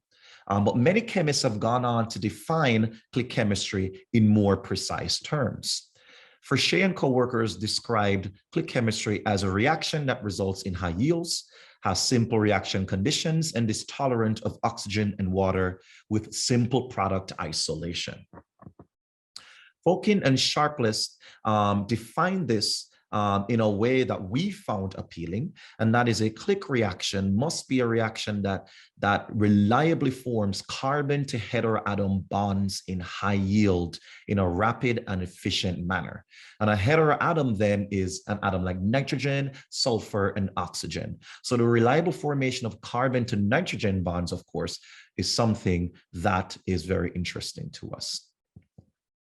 Now that takes us to the copper catalyzed azide alkyne cycloaddition, which is the premier click reaction to the point where it has become synonymous with the name click chemistry. And the copper catalyzed azide cycloaddition, or copper AAC for short, is really just the combination of a terminal alkyne and azide with copper 1 salts, and that generates a 1,2,3 triazole. Now, a 1,2,3 triazole is a heterocycle in itself. As you can see, it has 3 nitrogen atoms in this ring system. And this reaction isn't new. It was known, at least the formation of triazoles were known prior to this development. However, this copper catalyzed reaction really made triazoles become very useful to the synthetic community because of the ease of the synthesis. This copper catalyzed method results in significantly increased rates of the reaction. It is tolerant to a wide range of functional groups. You can even carry out this reaction in water. Low temperatures are needed, and of course, you can isolate these products pure via filtration. And most importantly, you're only isolating the 1,4, or synthesizing, I should say, the 1,4 disubstituted 1,2,3-triazole in this reaction. For those who are familiar with this reaction, you know that the 1,5 disubstituted 1,2,3-triazole is a potential outcome for this reaction. Luckily, with this mechanism and this reaction, these reaction conditions, only the 1,4 disubstituted 1,2,3-triazole is observed. And so all of this really goes to show that the copper AAC reaction is really an excellent reaction and satisfies all the requirements for it to be classified as a click reaction. Now, 1,2,3-triazoles have found application broadly in the field. People have used 1,2,3-triazoles in polymer chemistry. You can find 1,2,3-triazoles in material sciences and in agriculture. The structure is embedded in a number of fungicides and herbicides. And what's really neat is you can use it in bioorthogonal chemistry. So you can take the cyclooctane labeled probe and you can click it to this azide labeled biomolecule. In this case, taking advantage of the ring strain of the cyclooctane, facilitating a strain-promoted azide alkyne cycloaddition to give you this covalently conjugated biomolecule. It's also found its way in other types of chemistry, particularly in drug development. So in these molecules, you can see a triazole embedded in the center of them, this protein tyrosine phosphatase inhibitor, protein kinase inhibitor on your right, HIV protease inhibitor, and this anti-cancer drug.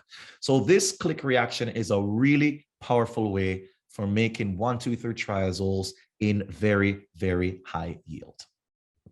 Although powerful in its own right, the decomposition pathways of the 1,2,3-triazole allow for the generation of reactive intermediates that can then be utilized in the synthesis of a wide range of nitrogen heterocycles, such as isoquinolines, iminoquinolazines, indoles, and pyrols.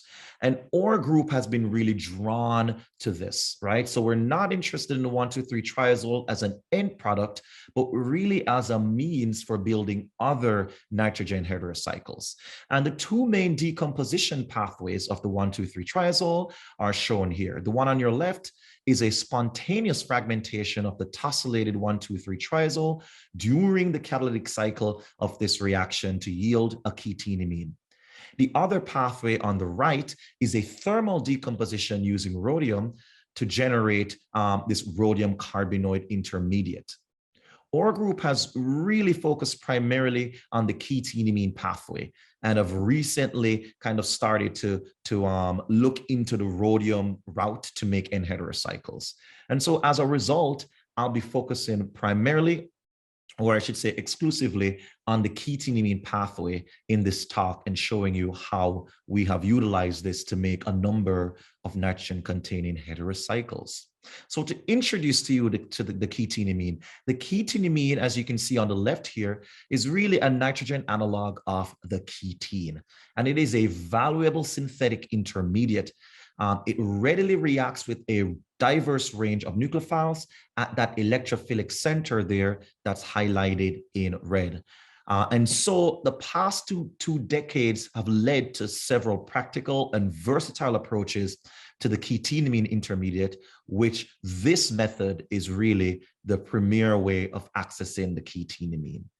And so to kind of walk you back through the process of how we're making a ketenamine, we're taking a terminal alkyne, we are reacting it with an azide. Now, this azide needs to have a sulfonyl group attached to it, and that sulfonyl group is critical to the generation of the ketenamine, because in the penultimate step of the catalytic cycle that results in the formation of the triazole, this cuprated triazole you see here in the box spontaneously decomposes, generates nitrogen gas as a side product, and rearranges to give you this ketenamine. So we're really utilizing click chemistry as a means to get another reactive intermediate called a ketenamine that we can then use to synthesize other nitrogen-containing heterocycles. And so there are a number of applications of ketenamines previously in the literature. People have shown that ketenamines can react with different nucleophiles such as pyrols. You can react it with water to give you sulfonamides. You can react with amines to form amidines or alcohols to give you the imidate. But of course, as I mentioned, our goal really is to use click chemistry to make nitrogen-containing heterocycles or other nitrogen-containing heterocycles. And these are a number of projects that we have used the ketinamine to synthesize, a number of heterocycles, I should say, we've used the ketinamine to synthesize, including beta-lactams, dihydroisoquinolines, N-tosyl-4 iminoquinolazines, and indolazines. And of course, on the screen, a lot of you might be more drawn to the beta-lactams, a powerful system. Penicillin, for example, is a beta-lactam. And of course, this is another subclass of beta-lactams, something that's really important to synthesize so that we can address bacterial resistance. And so to impress on you that these systems are quite useful, here I have the iminoquinolazine on the top left, which is you could be utilized as a fluorescent dye and actually has potential use in electroluminescent devices. The beta-lactam system that I've showed you, where beta-lactams are a class of antibiotics, we can also take that system and we can use it in an advanced, to generate an advanced intermediate in the synthesis of galsamoxanine. And this is one of our goals or long-term goals for this chemistry that we developed. But also the indolazine, you see it on the left here, and the dihydroisoquinoline in red on the right are also powerful systems in their own right. And so with that in mind, I want to talk to you now about how we're utilizing the ketinamine to synthesize some of these intermediates. Our goal is really to have the alkyne, which is needed for forming the ketinamine, tethered to some nucleophile. What that allows for us to do is, upon formation of the ketinamine from the alkyne, the nucleophile that's tethered can circle around and form the ring system, either incorporating the nitrogen of the ketinamine in the ring, or the nitrogen could come from the coupling partner that is reacting with the ketinamine. And so in the interest of time, I want to show you two projects that we've worked on, and I'm going to start off with the N-tosyl iminoquinolazine.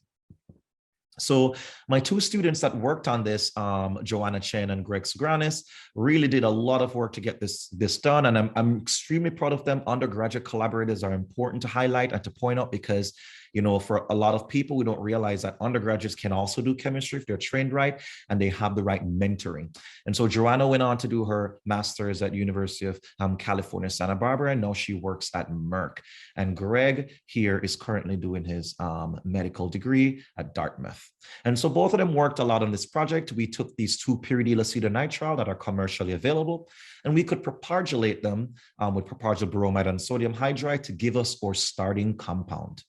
And from then on, we hypothesized, and now you'll get to see the chemistry at work. We hypothesized that we could take the alkyne, as you see here, and it could turn into the ketinamine. And this alkyne is tethered now to a pyridine nucleophile.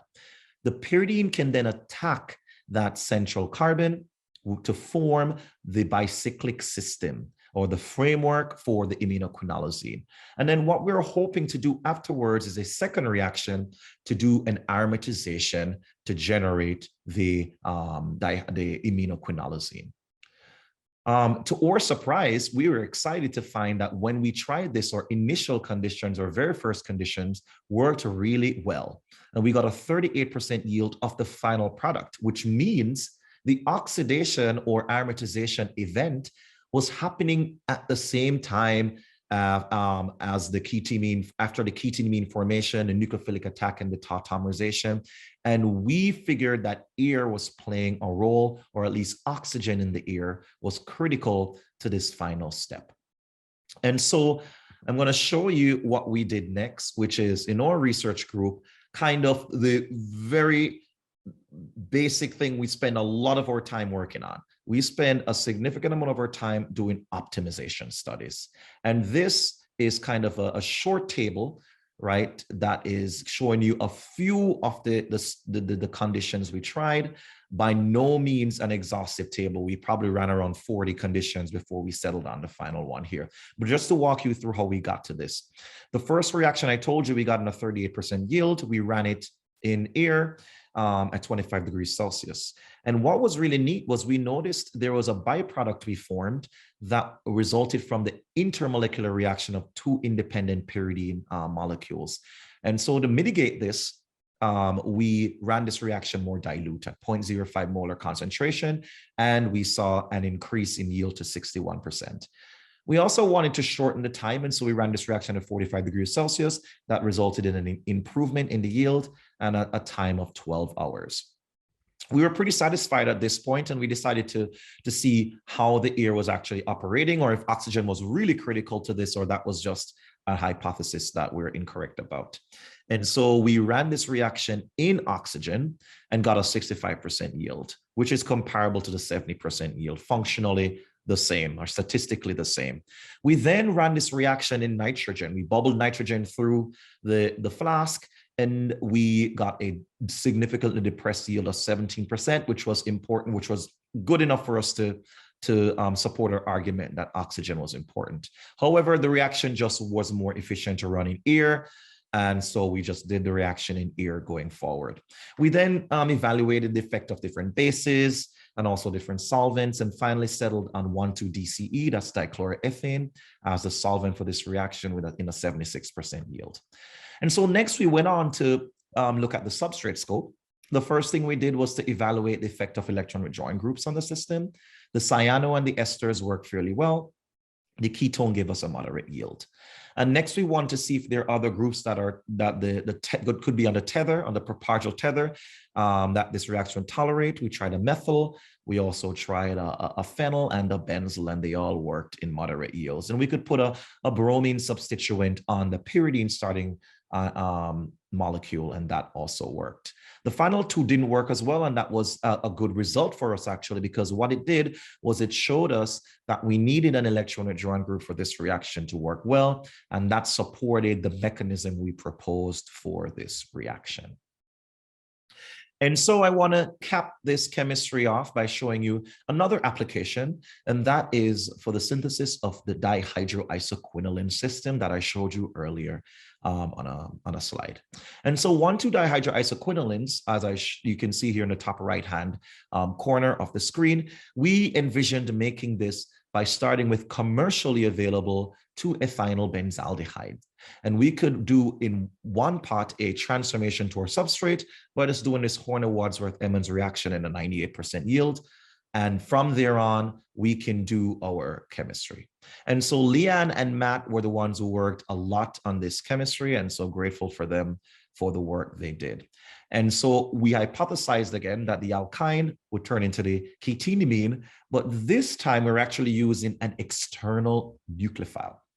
And the external nucleophile would attack the central carbon. This external nucleophile is pyrrole.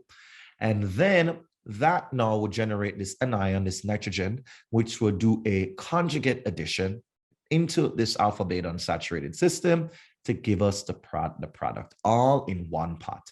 And so we went through an extensive optimization study and finally landed on these conditions. We could use copper iodide, triethylamine, tosyl azide, pyrrolin 1,2-DCE at 80 degrees Celsius for 5 hours, and that gave us a 74% yield of this system.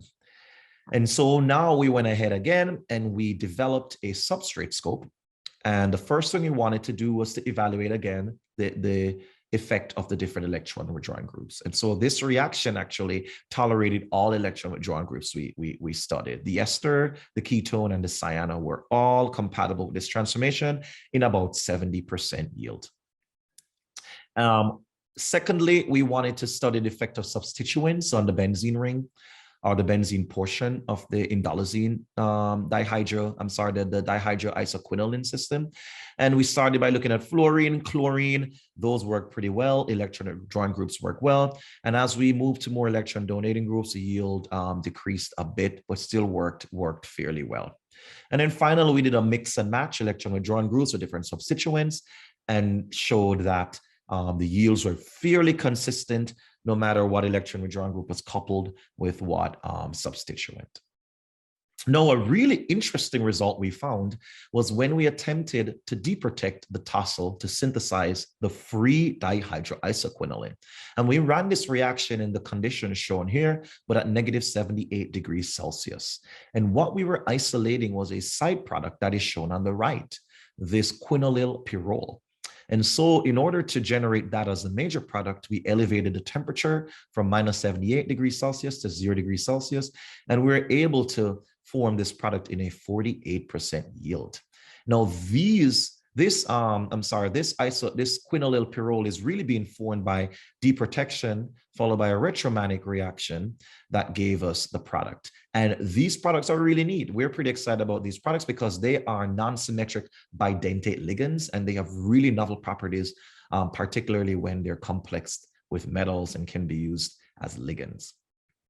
And so this is where I want to end my talk, and I want to thank you all so much for listening, and hopefully you can appreciate how click chemistry is really a very cool area of research that can be utilized to synthesize other heterocycles, which of course are found in a lot of pharmaceutical compounds, and the need for us to keep working on the development of new methods for synthesizing these really powerful heterocyclic systems. And finally, I want to thank my undergraduate collaborators. Listed to the left here are all the students that have come through my lab over the past 10 years of my career. And the ones highlighted in blue here are on this screen, and they are my current research members. As a queer Black scientist, it's very important to me to really educate the next generation through my own visibility. And so I work a lot about being present for my student, bringing my full self to my work. And I am grateful that my student collaborators embrace diversity and embrace difference. And I will continue to do this work through a lot of the videos I make on social media, and also through the work I do at my own institution in being fully myself. I want to thank the Artizone Fund, the College of the Holy Cross for their funding support, as well as Research Cooperation for Science Advancement and the Center for Computer Assisted Synthesis. Thank you all so much for having me, and I will take any questions. Thank you to both Dr. Tyrone Hayes and Dr. Andre Isaacs for those fabulous talks. Now, our last segment of the day is the Flash Talk competition. The Flash Talk competition! The goal of these Flash Talks is to communicate to the general public what these brilliant minds do and how their research impacts your everyday life. We will also be sharing a link in the description to vote for your favorite Flash Talks for additional cash prizes. So get your buzzers ready. Here we go.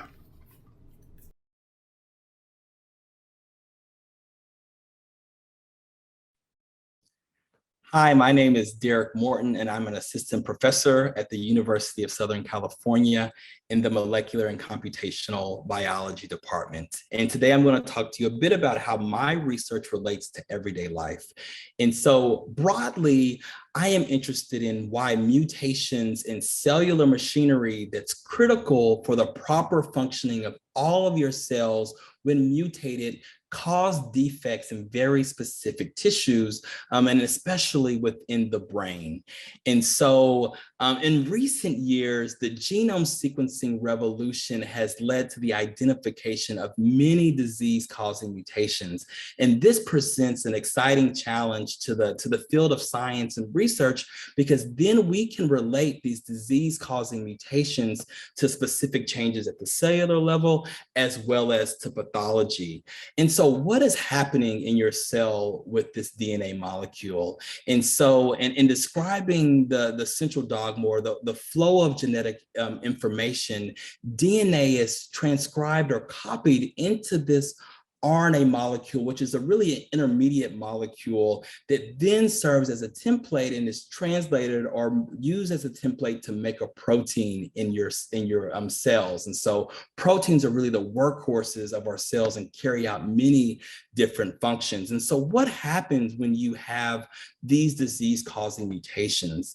And so these disease-causing mutations actually can code this RNA still, and then actually we have an abnormal or a damaged RNA molecule, which has the potential then to then not encode the correct protein and then lead to disease.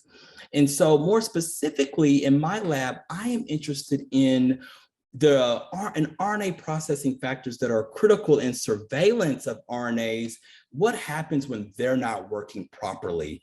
And so in my research, we are interested in this multi-subunit complex, which is important for processing and degrading RNA molecules. And you can think of it as kind of like a trash can, if you will, in part for RNAs in the cell. And so when RNAs have led a very productive life and need to be turned over, the RNA exosome can act to actually degrade those RNAs. And what happens when there's a damaged RNA? The RNA exosome actually can act in the same way to actually rid our cells of this damaged DNA, damaged RNA, so that we don't have abnormal proteins being made that could potentially lead to disease. And so I am interested in a particular disease that is caused by mutations in genes that are encoding one of the subunits of this complex that's in all of the cells in your body. And so you can think broadly at if this machine is in all of your cells in your body and it's mutated, why is it giving rise to a disease of the brain and perhaps not other tissues? And so we are interested in how mutations in this complex give rise to a brain phenotype instead of other cell types in your body. And so this is very important, not only to understand fundamental RNA exosome biology, but also in understanding disease etiology. And so, and in thinking about how this relates to everyday life, we all know someone that suffers from perhaps a genetic or a congenital disease, and understanding the molecular determinants of that disease are critical in understanding how to design therapeutics or treatment for those particular diseases. And so I hope that you and have enjoyed my short talk and thinking about how my research relates to everyday life. Thank you.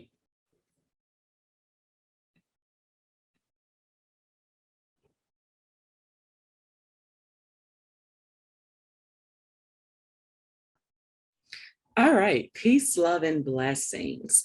First, I would like to thank the organizers and the supporters of the Black Queer Town Hall Science Edition for giving me the opportunity to share my science with this community and advocate how my science and my research benefits our communities and our everyday at large. And so just to jump straight into things, I would first like to share my science, my slides with everyone, and to introduce myself. So I am Melanie McReynolds. I'm an assistant professor of biochemistry here at the Pennsylvania State University. And my science focuses on the mechanisms of NAD homeostasis in aging, health, and disease. So there's a wise quote that states, youth is a gift of nature, but age is a work of art. There's one biological process that none of us listening to this recording can avoid as long as we continue to live, and that is the process of aging. However, aging and growing old is supposed to be a beautiful time in our life, right? It's a time when we're supposed to retire, travel the world, and truly begin to benefit from the fruit of our labor. However, with aging comes a darker side, and that is with age-associated elements. So there's a real fear and reality of neurological disorders coupled to metabolic decline that weighs heavily on us, our families, and the economy. Therefore, there is a need to uncover new knowledge that would lead to healthier aging. And within the McReynolds Lab, I'm really interested in tackling aging and age-related diseases. So when I think about aging as the strongest risk factor for the most prevalent diseases that are currently affecting our nation. This includes a combination of cancer, diabetes, cardiovascular, and neurodegenerative disorders. And most importantly, demographics are projected to continue to shift towards individuals who are aged within our population. Therefore, to identify mechanisms that will promote healthier aging in the 21st century, my research program aims to explore the intersection between metabolic decline and aging. And as a chemist-trained biologist, I plan to tackle the most complex biological questions by using a combination of sophisticated analytical chemistry tools coupled to a diverse range of animal and disease models. And together, this will allow my research program and myself to begin to really uncover the novel metabolic vulnerabilities that could be at the center of stress and aging. And so at the center of aging and disease is my favorite metabolite, nicotinamide adenine nucleotide, or also known as NAD. So decline of NAD is known to contribute to mitochondrial dysfunction, which is a classical hallmark of aging. Hence, this critical metabolite is proposed as a master regulator of age-dependent pathology. So what exactly is NAD, and why are so many people infatuated with these supplements and are taking these supplements too, right?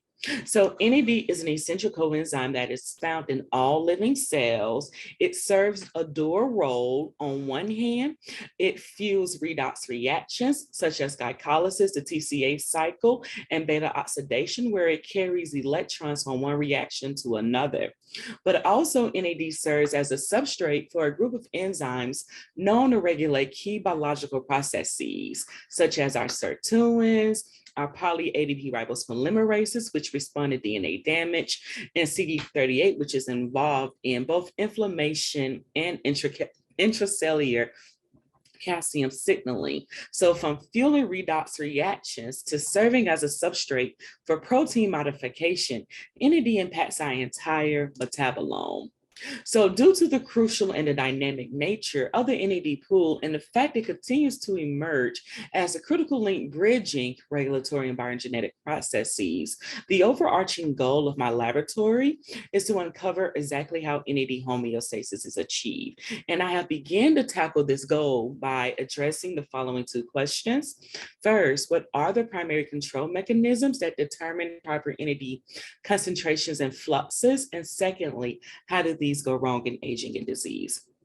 So NAD can be synthesized via metabolites such as nicotinic acid, nicotinamide, and nicotinamide riboside, or from the amino acid tryptophan, which can both be uptaken from their diets. And as NAD consumers deplete NAD, organisms must have a means to replenish this critical molecule, either via de novo or salvage the recycling synthesis. So with that said, there is a critical need to examine NAD metabolic flux, right? i.e. the rates of production and the rates of consumption of the NAD chemical backbone. To date, analysis of NAD metabolism has largely relied on concentration measurements of NAD and related metabolites. However, metabolite concentrations alone do not directly reflect fluxes and are unable to distinguish between what makes and what uses NAD. This is where my research has come in. So over the last decade, I have established the power of isotope tracers coupled to the state-of-the-art metabolomics for quantifying in vivo NAD metabolism. I have a track record for both accurate quantification of expected fluxes and discovery of unexpected pathways. And with this approach, I'm able to connect a catheter to intact mice, pumping labeled isotope NAD precursors at a constant rate over a steady amount of time. And this allows me to be able to probe NAD metabolic fluxes and begin to understand what is producing, and what is using NAD. This allows me to be able to understand how is NAD metabolism altered with age, and not just age, but also in various disease models. Could it be how the liver is consuming dietary tryptophan? Or what about the circulating nicotinamide, which is produced in feeding tissue NAD? Or could it be NAD consumers are consuming more and more NAD with age and within various disease conditions? And finally, how are the NAD turnover rates impacted with age and disease? So moving forward within my laboratory, I'm really interested in beginning to understand how does altered NAD metabolism impact cellular stress robustness. A lot of the work I've done has been at the whole body level, but we know that what we see at the tissue level could be really impacted by the cellular dynamics. We could have a uniform loss of NAD compared to young cells where there's a general increase in consumer activity or decrease in synthesis. Or what about heterogeneity, where there's local changes in synthesis or consumption, tissue replacement, where there's a cell loss or replacement. So here I'm representing the adipocytes, and you know that with age, fat cells expand. So how does this impact NAD metabolism? Or could it be a redox shift where we see a general conversion of NAD to NADH? And finally, mitochondria density, where there's a decreased number of mitochondria with age and within disease. Thank you again for attending my flash talk and the invitation to share my science with this community. I hope all is well, and take care.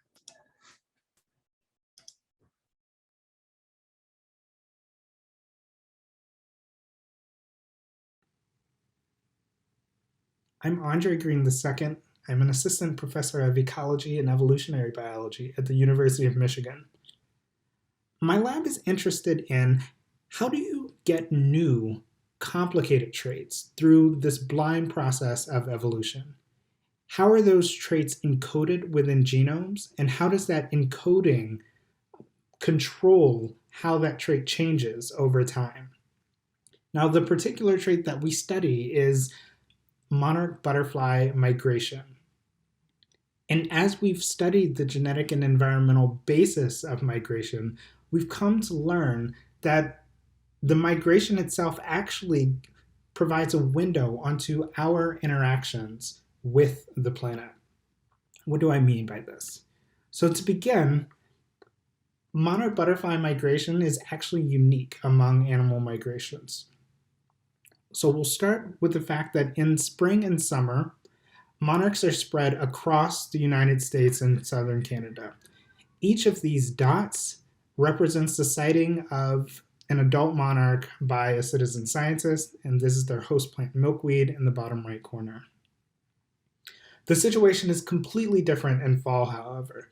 Instead of looking for mates, monarchs will store those resources so that they can make up to a 3,000-mile flight down to central Mexico, indicated by the darker shading of these dots.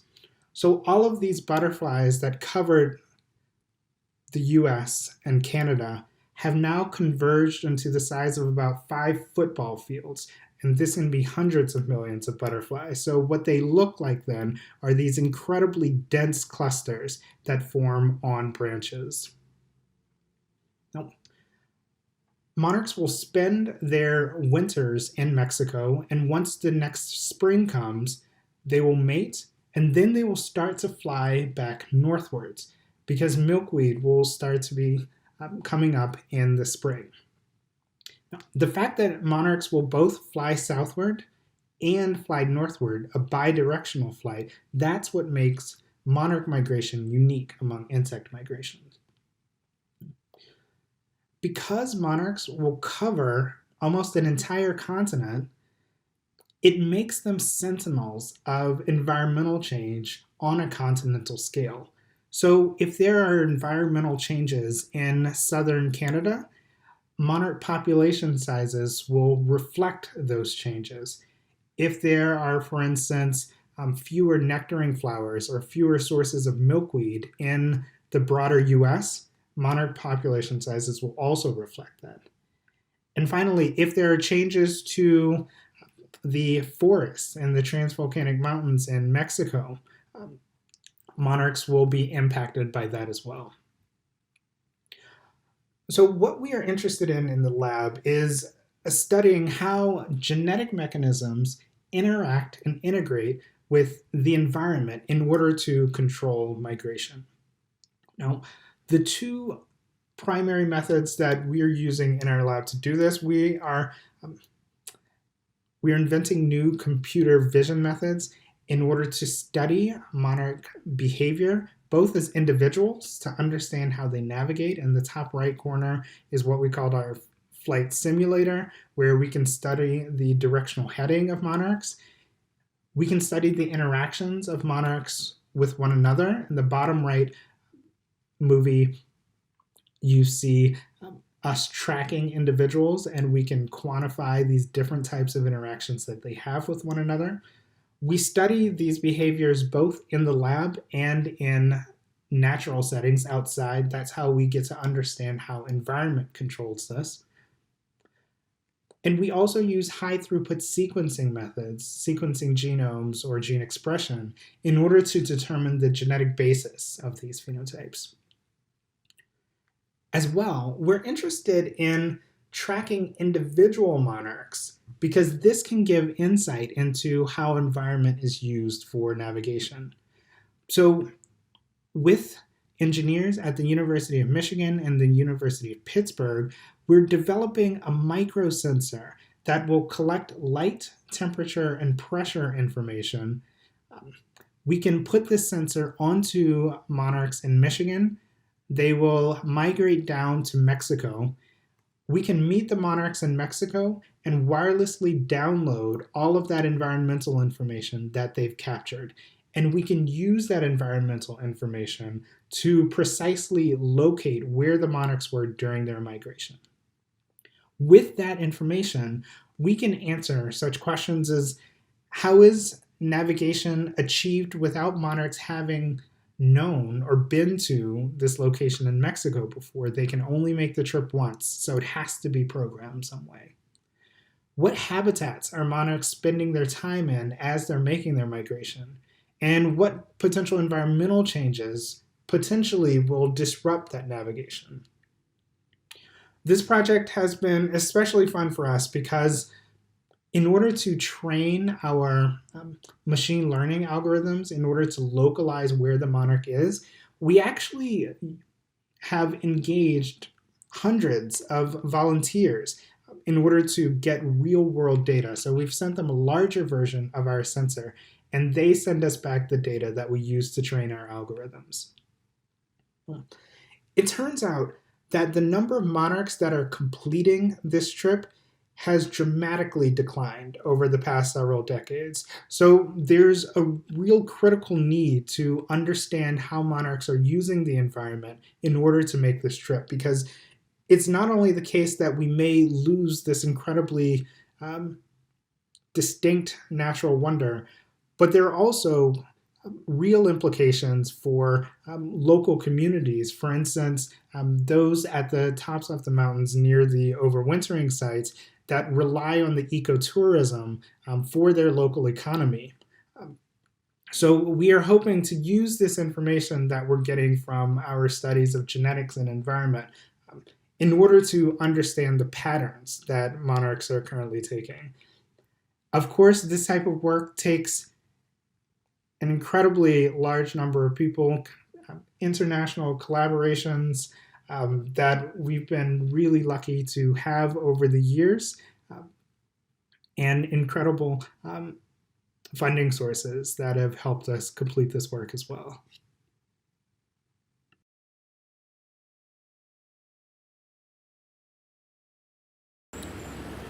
An amazing thing has happened over the past 10 years in the global response to HIV, which I think we haven't really celebrated yet as a global community. The response moved from completely ignoring and excluding gay men and other men who have sex with men to having quite robust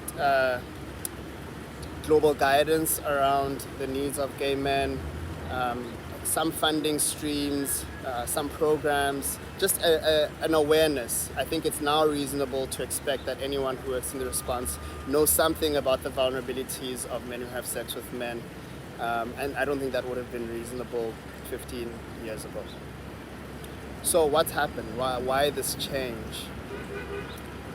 I think an account which is probably going to become the dominant one goes something like, well, 10 or 15 years ago, there started to be research studies on gay men around the world, including in Africa, showing that there were disparities in prevalence and incidence. And so as research discovered these important differences between gay men and other people, they started to inspire programs, policy, guidance, etc. And there was this gradual kind of discovery of the issues and a gradual build-up of the programs to respond to those issues. So I want to offer an alternative account as a way of talking about how I think my research relates to everyday life. My first job was in an organization called MSMGF, the Global Forum on MSM and HIV. And that organization started because some activists went to an AIDS conference and realized that there was no research on gay men outside of North America and Western European countries, even though they knew as activists from different communities around the world that these populations are burdened with HIV. The pandemic started in gay communities in Western countries in North America, and they knew from first-hand experience that it continued to be a problem around the world. So not seeing gay men reflected in the abstract submitted to the International AIDS Society, or at least selected for the conference, alarmed them, because they knew that there's this tight relationship between what's produced at those conferences and the kinds of things that people imagine should be done in order to respond to HIV. So the organization started, and the first thing it did was to have this pre-conference before every big AIDS conference, where they would have experts talk about the health of men who have sex with men with each other, experts including community-based organizations that run services around the world, small and large. And to have its own abstract program and to make sure that if people submit abstracts to the main conference, they submit to the pre-conference as well, so that the ones that have to do with gay men are highlighted and discussed. In other words, this organization started by challenging the International AIDS Society, which runs the HIV conference, challenging how it does its business in a way that excludes gay men. The organization audited the abstracts of the International AIDS Society to show that there was underrepresentation of gay men. There was just a lot of confrontation that the organization was involved in. And so when I started as I graduated from my degree in biostatistics, and I started doing research with them, the research I produced was part of a bigger effort to influence how the rest of the HIV response conducts business, by really drawing attention to gay men in the HIV epidemic. And that attention that we drew to gay men had less to do with the epidemiology, I think, than it had to do with how people imagine gay men. Whether the problem is that gay men have too much sex with too many people, and that has created the epidemic, or as we tended to frame things, that there's such a lot of violence that gay men experience, physical violence, and there's exclusion from services, so that even if someone is sick and they know that they need to go to the clinic to get medications to get better, they don't do it because they're afraid of the stigma and the experiences that they will have at the clinic. So that was the main problem, was that the main problem was that gay men were imagined in a way that didn't allow for there to be interventions to help the health of gay men as a group.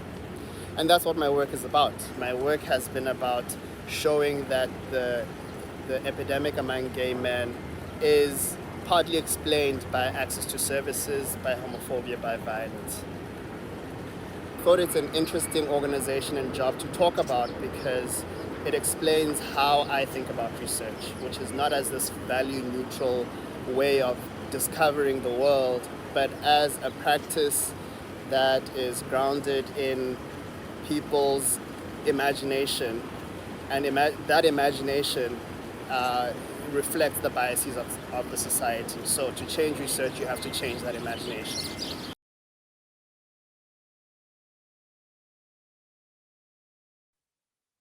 Hi, my name is Marco Carpenter, and I'm a postdoctoral fellow at the Children's Hospital of Philadelphia.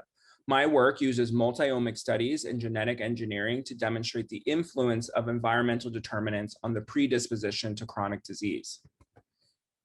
It is of no surprise to us that life expectancy varies considerably by neighborhood, and Black people continue to have higher rates of morbidity and mortality than white people for most indicators of physical health.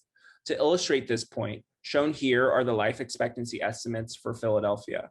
Higher values are shown in lighter colors and lower values are shown in darker colors. As expected, many of the darkest areas are predominantly Black or Hispanic. For example, Strawberry Mansion in North Philadelphia is a neighborhood that is 95% Black and is only about 5 miles away from Society Hill, which is predominantly white. A child born today in Strawberry Mansion can expect to die at age 68, 20 years earlier than if they were born in Society Hill. However, race, as defined here in the US, accounts only for a small portion of the variability observed between groups, which suggests that additional factors contribute to disease in these communities. So I focus on 2 questions. What are the biological mechanisms underlying the interaction between environment and disease, with a focus on resilience in Black and Hispanic communities? And the second question is, can we develop personalized therapies to address these mechanisms? Over time, I hope that my research provides evidence that it's not about being Black or brown, which is simply a proxy for the genes we're born with, but rather systemic discrimination and exclusion from a dignified livelihood that contributes to health disparities. And so DNA is an extremely long chain of molecules that contains all the information necessary for the functions of a cell. Just one change from an A to a G can cause disease, but changes in DNA sequence are extremely rare. However, epigenetic modifications to DNA, like histone modifications and DNA modifications, are much more prevalent and also regulate gene expression and disease. Importantly, these modifications respond to the environmental inputs, including poor nutrition and stress and other social determinants of health. Substantial evidence suggests that early life experiences, especially those that occur prenatally, are linked to increased risk for adult onset chronic disease, but the underlying mechanism has not been determined. The most well-known epidemiological study of multi-generational effects of disease susceptibility found Dutch women who suffered from famine during World War II had babies with low birth weight and a predisposition to several other disorders. This relatively large epigenetic study identified alterations in DNA methylation specifically associated with in utero exposure to maternal famine. And surprisingly, these findings are associated with transgenerational inheritance of these epigenetic modifications. And shown here is that data where they quantified this epigenetic modification at a stress marker gene, and they found consistent effects not only in the mother, but in the offspring, which was not exposed to the original insult.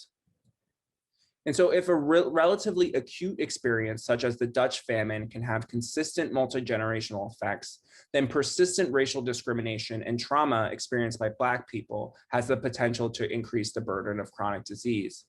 But the data on marginalized populations is obviously much more scant, but by no means am I the first person to study these phenomena. Michelle Evans has been studying this for over 20 years at the Institute of Aging at NIH and is really a pioneer in this space. And I really commend them for making this space for researchers like me. And in their study shown here, they performed a genome-wide epigenetic association study in healthy people as well as patients with metabolic syndrome. But what was unique about this study is that they compared those with metabolic syndrome to those without metabolic syndrome within each race, rather than white versus Black. And what this evidence suggests, and their data suggests, is that the pathways underlying disease differ between Blacks and whites. And that's shown here, again, where they compared those patients with metabolic syndrome and without metabolic syndrome and identified all of the DNA methylation changes occurring in the genome.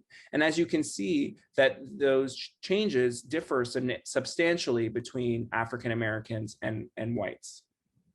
And so I think this is a really important distinction to make, that there is both a resilient and a susceptible population in both Blacks and in whites. And then the question really is, what makes some of us resilient despite the predisposition to disease? And so the second part of my research aims to understand how to modulate the epigenome such that it mitigates disease. And so using novel approaches like CRISPR, we can remove or add epigenetic modifications and then study the effect on disease. And overall, I plan to move the field beyond simply describing changes associated with health disparities towards developing therapies to address them. And with that, I would like to acknowledge the Center for Fetal Research and the Paronto Lab for the opportunity to train in fetal biology, as well as my funding sources, the CHOP Diversity Fellowship, which has given me some level of independence to pursue my own research. I also need to thank the organizers, which have given me a tremendous opportunity to express my research. And I also need to thank all of you guys for listening, and please do not hesitate to reach out via Twitter or email me with any questions. I'm always up for a discussion.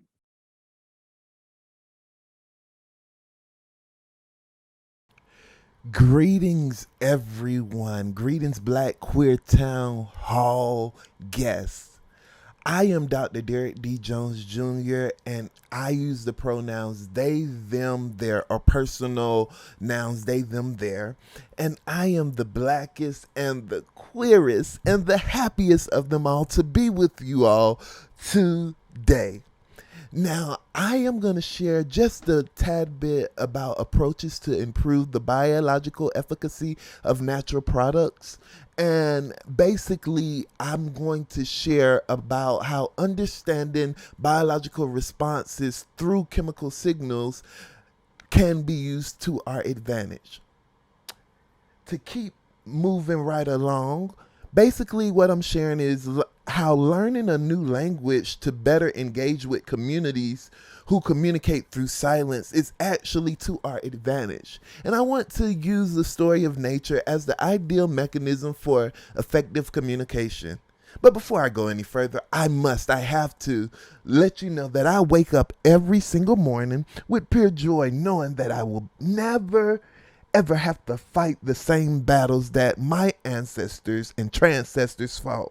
I am enthusiastically grateful that they blazed an unquenchable trail that I get to set afire and to continue the progress towards true liberation. Now, let's talk about the consequences of ineffective communication via bacterial infections. Bacterial infections are known to become drug resistant or antibiotic resistant. In fact, 2 million drug resistant infections are diagnosed each year in the United States. 23,000 deaths result from these drug resistant infections, and it contributes to the healthcare industry by $20 billion. And also it contributes to $35 billion lost in productivity per year in the US alone. Now, if we think about methicillin-resistant Staphylococcus aureus or MRSA or MRSA, this is a well-known antibiotic-resistant bacterial infection. It can be commensal, meaning that it could just be there and not cause infection. In fact, 30% of the population worldwide may have it in their nostrils or somewhere and is not affected. But when it sees the opportunity, it produces these toxins and become a bully, right? And so one of my questions was, can I monitor what chemical signals or what communication signals was not related to the toxins? And through this publication using chemical techniques, mass spectrometry, I was able to distinguish between the toxins or the bullies and what we say growth factors. Not only was I able to do that, but I got to inspire the next generation of scientists and medical students. In this picture, you see my postbaccalaureate mentee, Chantal Peltzer, doing her own natural products research to further the science of what is known with MRSA and antibiotic resistance. She was able to get a first author peer-reviewed publication, and this made my heart so happy. And it just goes on to tell you all how representation really matters when it comes to science. I want you all to know that being a black scientist comes with its challenges, but representation matters. Now, I'm not saying Chantal wouldn't have got in this first author publication with someone else, but it felt good being in a space with somebody of a similar background, being black, and having some of the same stories. I want to encourage you to continue to fight the fight, to continue to light the trail that you are blazing. Nobody else can do it but you. You are everything that we need and so much more. Continue on, and I am here for you. Once again, it's me, Dr. Derek D. Jones Jr.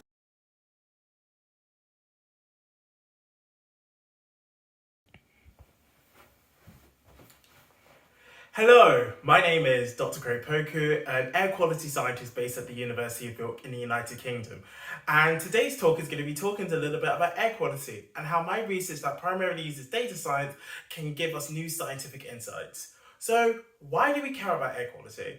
In the UK press over the last 20 to 30 years, air quality has become quite a prominent topic because poor air quality has the impact of having severe damages to human health. So certain pollutants can get into the body and can actually cause damages to both cardiovascular as well as respiratory systems. But what's more scary is that the first environmental death within the UK was actually of somebody who was Black British, people who look and sound like me. So for me as a Black British person, I wanted to ensure that the research that I do not only helps people that look and sound like me, but also other marginalised groups such as queer people and people of colour. So what I mentioned data science, but what is data science? Data science is simply the art of getting really massive data sets, applying statistical and analytical analysis to it, and then afterwards then trying to gain new insights. So these data sets can be as simple as going into the supermarket every day and counting the number of people who buy a can of beans. But for me, the data that I use is primarily from a system called the Automatic Urban Neural Network. Now, across the UK, we have these sites that allow us to be able to measure and monitor certain pollutants that are of the government's interest. So examples can be nitrate oxides, nitric dioxide, and PM2.5. And what is really interesting is that we'll notice that all of these pollutants will drop due to different legislations and policies that have been put into place. Now, what I do is I will look at past cases and actually be able to understand how effective a policy may be able to be implemented. And the way I can check this is by using a thing known as machine learning. So machine learning quite simply is, I have previous data from say over here, and I want to know what's going on in the future, and so I can use past data to infer new information. So as an example, let's say we have a time series where we've got PM2.5 and we've got time, and we want to know whether or not a particular policy has had the right implementation as we would basically want, or the right effect. We can see here that we can train our machine learning tool to basically predict PM2.5 up until the point where the policy was implemented. So the way in which air quality usually varies in the UK is, or in fact the world, is through meteorology. So for a given weather day, you may have a particular level of PM2.5. Now, what will happen is after this point, we can then say, okay, we've trained our model up until this stage, what happens in the future? We can see here that our model then assumes that it basically follows this black line, which is known as business as usual. However, if this was like a past case study, which is what a lot of my work does, we've actually seen that what actually happened when this policy was implemented was this green line. So this then basically can imply that if we were to implement a similar policy in terms of reducing air quality or particular pollutants of PM2.5 as an example, we will see this drop of effect. Now, why does this matter in terms of when we're trying to put in policies? A couple of years ago, the Croydon Council, so a council based in London, had actually implemented a low traffic neighbourhood in a very deprived area. And what you'll find is that when you look at the racial demographics in the UK and you look at social and economical factors, you find that there's a large crossover between black people and people who also live in poorer households. What happened is that when they put in these tools, they used something like machine learning to say, well, actually, if we put in a low traffic neighborhood in this area, we will then have this drop off. The issue that you have is that a lot of the sources that are being used to collect this data are in areas that are highly influential. And so that will mean is then you'll end up having a bias in the data that you're training your machine on. So we know that this happens in other sources, whether this comes to artificial intelligence and speech recognition. But what we're now noting in air quality is that we're actually finding that because we've been training a lot of our machine learning tools on biased data, that means that the implementations or policies that we then want to then put in place are actually going to potentially have a more detrimental effect on black people. And this is due to the fact that it's not just the fact that you're also decreasing air quality or air quality pollutants, but more importantly, you're also having other impacts, whether that's on social housing, whether that's on the types of cars that people can use, and other aspects of society that also more likely will impact black people within the UK.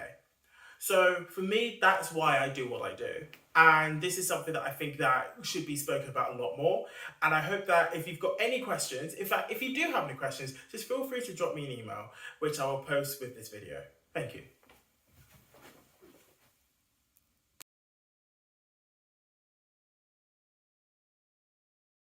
Hello, everyone. My name is Ife, and I'm so excited to be here at the Black Queer Town Hall Flash Talk competition. So thank you for having me.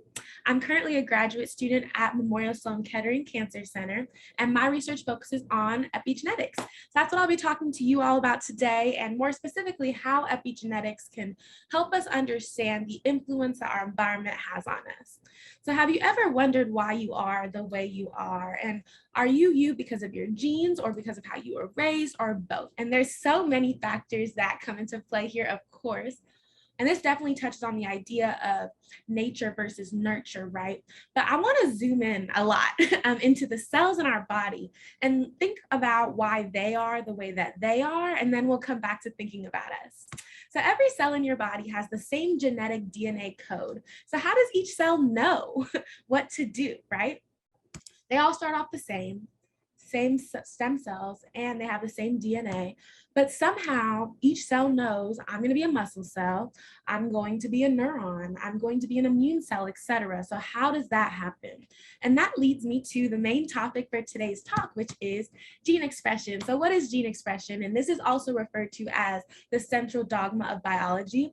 And this is the fundamental concept that DNA, which stores our genes, which are our genetic information, gets transcribed into RNA, and RNA gets translated into proteins, and proteins can be looked at as sort of the phenotype, right? So this is like a genotype to phenotype situation, and proteins dictate cell function. So proteins mediate, metabolism, immune response, all these different pathways and processes in the body. So different cells do different things, and they need different proteins. Kind of to visualize what this looks like, putting us into context of the cell, our DNA is incredibly long, and it's packaged really tightly into this structure known as chromatin. And chromatin is condensed into our chromosomes, which are found in the nuclei of our cells. So this is all great, but I still haven't told you how the cells know which proteins it needs. And I want to talk a little bit about chromatin structure and how chromatin structure is regulated to tightly control gene expression. So chromatin can adopt open or closed states to tightly regulate gene expression. And this can definitely be thought of as a red light, green light, sort of analogy, where epigenetic modifications actually alter which genes are on or off. And thinking about what the actual chromatin looks like, this black line here is the DNA, and this is sort of the schematic of chromatin structure, you see on the left when the genes are on, there's more space. And we also refer to this as accessibility. The DNA is accessible. And here, the way I'm showing this is that this orange box and the blue circle are like modifications that are altering the accessibility of the DNA. And I think it's quite intuitive to think about like literally unwinding the DNA open. And when it's open, transcription can occur and gene expression can happen. Here you see on the right, it's much more condensed. It's real tight. There really isn't any free DNA here to transcribe. So this is referred to as closed chromatin, and in that case, transcription would be off. So epigenetic modifications really alter the regulation of chromatin structure to turn gene expression on and off. So thinking a little bit though about the theme for today's event, advocacy and justice, I feel like in a way, gene expression can be paralleled with the expression of ourself. And similar to chromatin being open and closed, I feel like our minds can be open and closed as well. Open and closed to learning, to different perspectives, different ideas. And the accessibility of our minds can be altered by modifications to our environment. So I think in a way, epigenetic modifications regulate gene expression, and that can be paralleled to the way our environments affect us as a child and growing up, because both epigenetics and genetics play a role in who we are. Sort of to summarize, so DNA sequence, that's the epigenetics, that never changes. However, our lifestyle and our environment, what we eat, the drugs that we take, etc., lead to epigenetic modifications, which changes gene expression, but doesn't actually change the DNA sequence, but both contribute to make us who we are. So thank you so much for your time and attention. I would like to acknowledge the David Lab at Sloan Kettering, as well as the Black Queer Town Hall organizers, Elle and Ryan. Thank you so much again for inviting me to participate. Okay, bye everybody.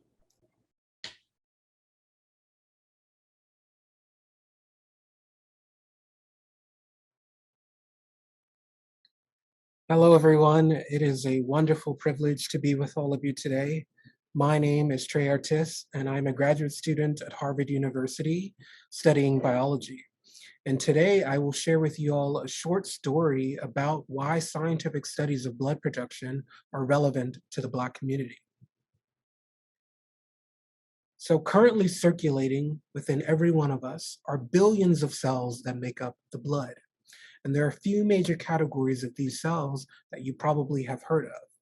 The first are red blood cells, which are responsible for transporting oxygen throughout our body to our different tissues. And there are also white blood cells, which make up our immune system and are important in fighting different types of infections. One interesting fact is that all of these different types of blood cells are derived from a common parent cell known as the hematopoietic or blood stem cell. And this happens through a pretty well-characterized process known as hematopoiesis or blood production. However, one really interesting question that has always perplexed scientists such as myself is how can one type of stem cell produce all of these different types of functionally distinct progeny? And while the answer to this question is pretty complex, in short, this is driven by a tightly controlled process of gene regulation. And so the hematopoietic or blood stem cell is capable of responding to different cues from its environment, which drive the expressions of different types of genes. And depending on the genes that are expressed at any given time, this will dictate which function the cell takes on, such as whether or not it should renew itself, make another cell, such as a red blood cell, or even die. Furthermore, this tightly controlled process of gene regulation is driven by something known as epigenetics, which are essentially modifications to the DNA that allow for the expression or the silencing of different types of genes at any given time. And so you can think of these as the on or off switches for genes. And so while blood production happens faithfully and reproducibly most of the time, sometimes things do go wrong, thus leading to disease. For example, there is leukemia, also known as blood cancer, which is essentially the overproduction of immature white blood cells. And recent studies have shown that unfortunately, Black people have the poorest 5-year survival rate from different types of leukemia, such as acute myeloid leukemia. Another disease that you may have heard of is sickle cell disease, which occurs in Black people at a disproportionately high rate. Sickle cell disease is an inherited genetic disorder affecting the oxygen-carrying protein hemoglobin in red blood cells. These hemoglobin mutations cause red blood cells to become hard and sickled shape, thus affecting proper blood flow and leading to many life-threatening outcomes. Approximately 1 in 365 African American babies are born with sickle cell disease, for which there are not many cures. Currently, there are ongoing studies for therapies to correct these mutations in patients, making the science behind this incredibly critical. My lab, led by Dr. Vijay Sankaran at Boston Children's Hospital, utilizes the variation in the human genome to understand why certain groups of people are at risk for certain types of blood diseases.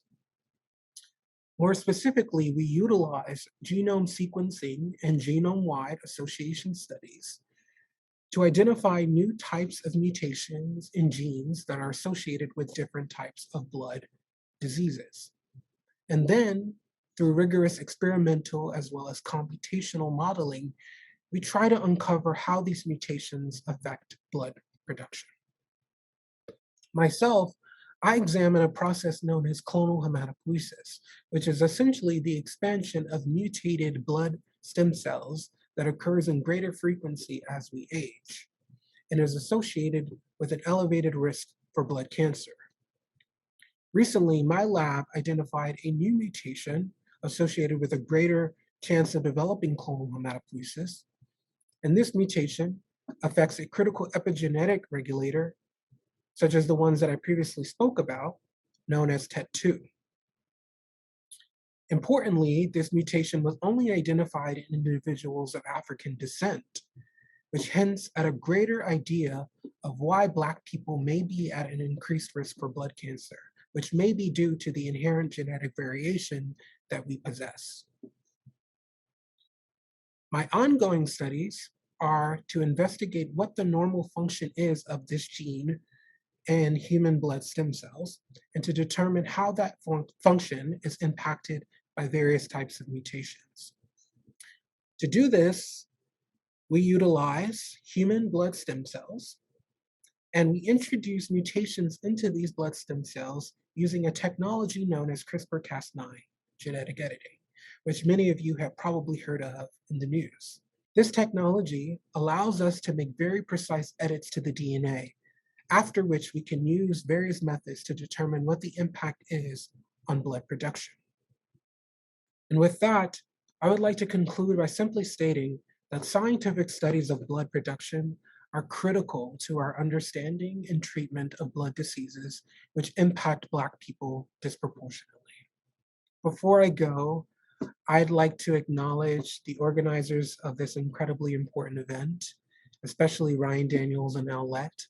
I'd also like to acknowledge my lab, institutions, my graduate program, and sources of support.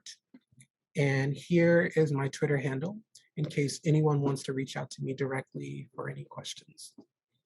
Thank you for your time and take care.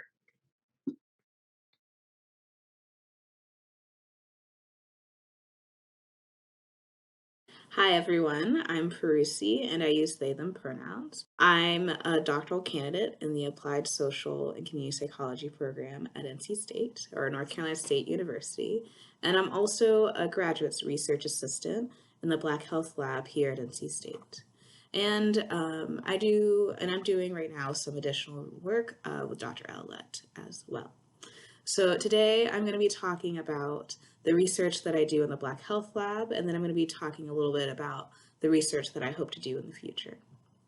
So in the Black Health Lab, we conduct research that informs or contributes to efforts to promote health for Black individuals and Black communities, meaning that we want to reduce and eventually eliminate health inequities or differences in health that are due to injustice for Black folks. So most of our work looks at how racism at multiple levels, meaning like one-on-one interactions or in laws and policies, affects the health of Black individuals. So one study that I want to highlight used government data and data from a large national survey. And basically we looked at state level and provider level racism and how they affect the healthcare outcomes of Black and white folks in different ways. So we measured state level racism through ratios of Black to white people in political participation, employment and job status, educational attainment, and judicial treatment. So an example of a state having high state level racism would be one that has a lower percentage of the Black population that is employed when compared to the percentage of the white population that is employed. And we measure provider level racism through a question that asks participants to report whether their provider, like a doctor or physician assistant, treated them unfairly because of their race or ethnicity. So with our analyses, we found that in states with more state level racism, white folks had more access to care and were more likely to report that they spent enough time with a provider. However, Black folks in these same states had less access to care and reported experiencing providers not spending enough time with them. So overall, we found that racism harmed Black folks, but benefited white folks. So now to talk about my own research that I plan to do for my dissertation and hopefully for my future career. And this is similar to the paper that I just told you about. So I'm interested in studying healthcare outcomes for Black, transgender, and gender nonconforming folks, so pretty much anyone who has a gender identity that is different from the gender that they were assigned at birth. And I want to look into this research because one's access to care and whether or not they use it regularly or when needed is really important, because not using care or not being able to access care can lead to things like worsening health conditions that can get more expensive and difficult to treat the longer that one goes without care. So basically, I want to do research about healthcare as a sort of vehicle for promoting health for Black trans folks. So when I think about how this research affects, or the research that I've done and want to do impacts everyday life, I think about my personal reasons for doing this research as a Black non-binary person. Basically, I just want to be able to go to the doctor, not worry about insurance or costs, and also not worry about showing up as my full self when I do go to the doctor. I want to do less prep work when I'm picking out a doctor and whenever I decide that I need to go to the doctor. So the hope with the work that I'm doing is that everyone else who is also Black and trans or experience similar types of marginalization are able to have the same experiences of going to the doctor and it not being terrible or difficult. So I'm hoping that with the work that I hope to do and the work that I'm currently doing, that it leads to policy changes, maybe changes in the law, more research, and also interventions like education or training for med students that is intentionally inclusive of this population. So thank you for inviting me to talk today. You can email me at gpbenson@ncsu.edu or find me on Twitter at @PerusiBenson. Here's the title of the article. Email me if you have any issues finding it online. Thank you.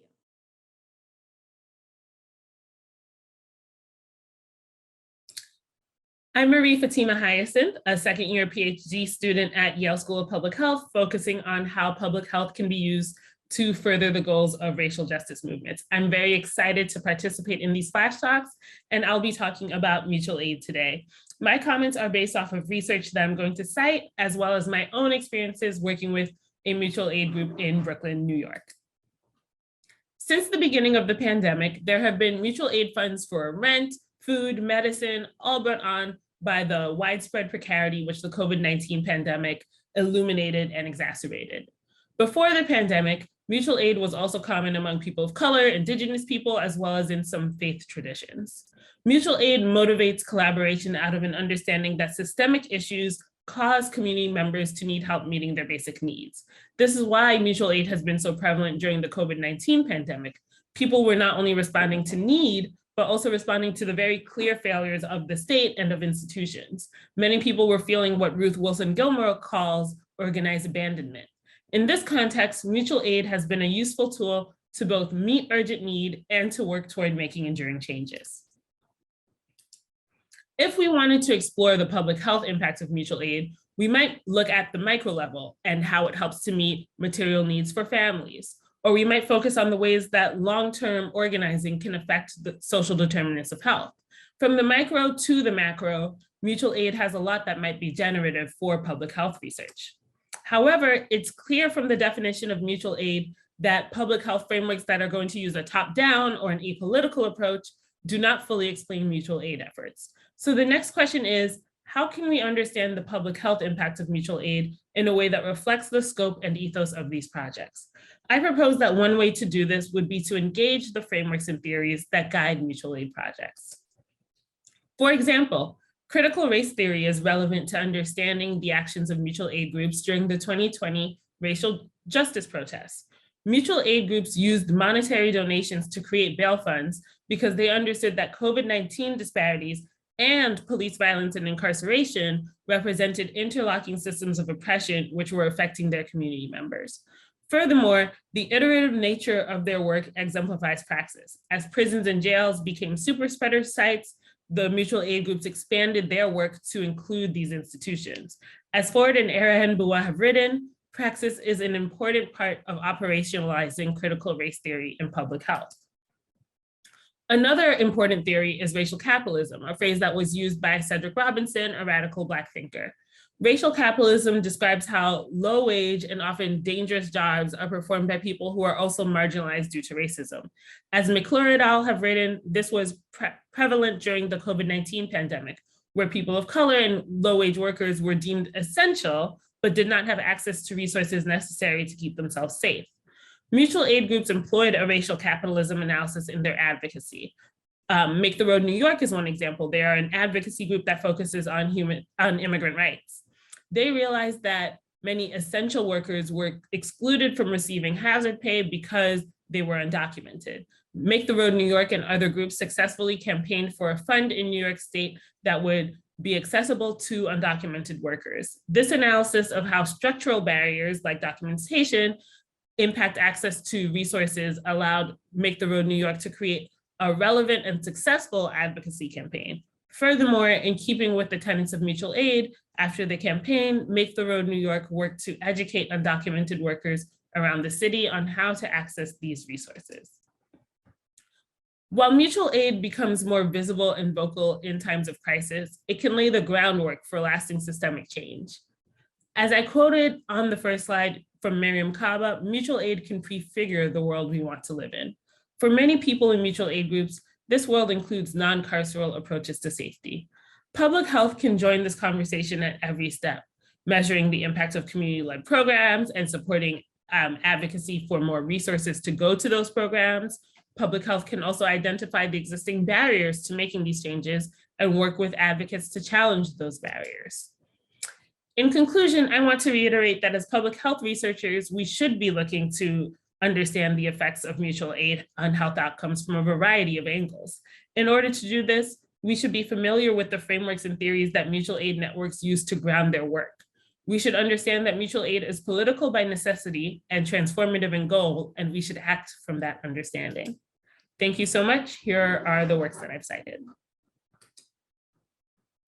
Woo! That'll do it.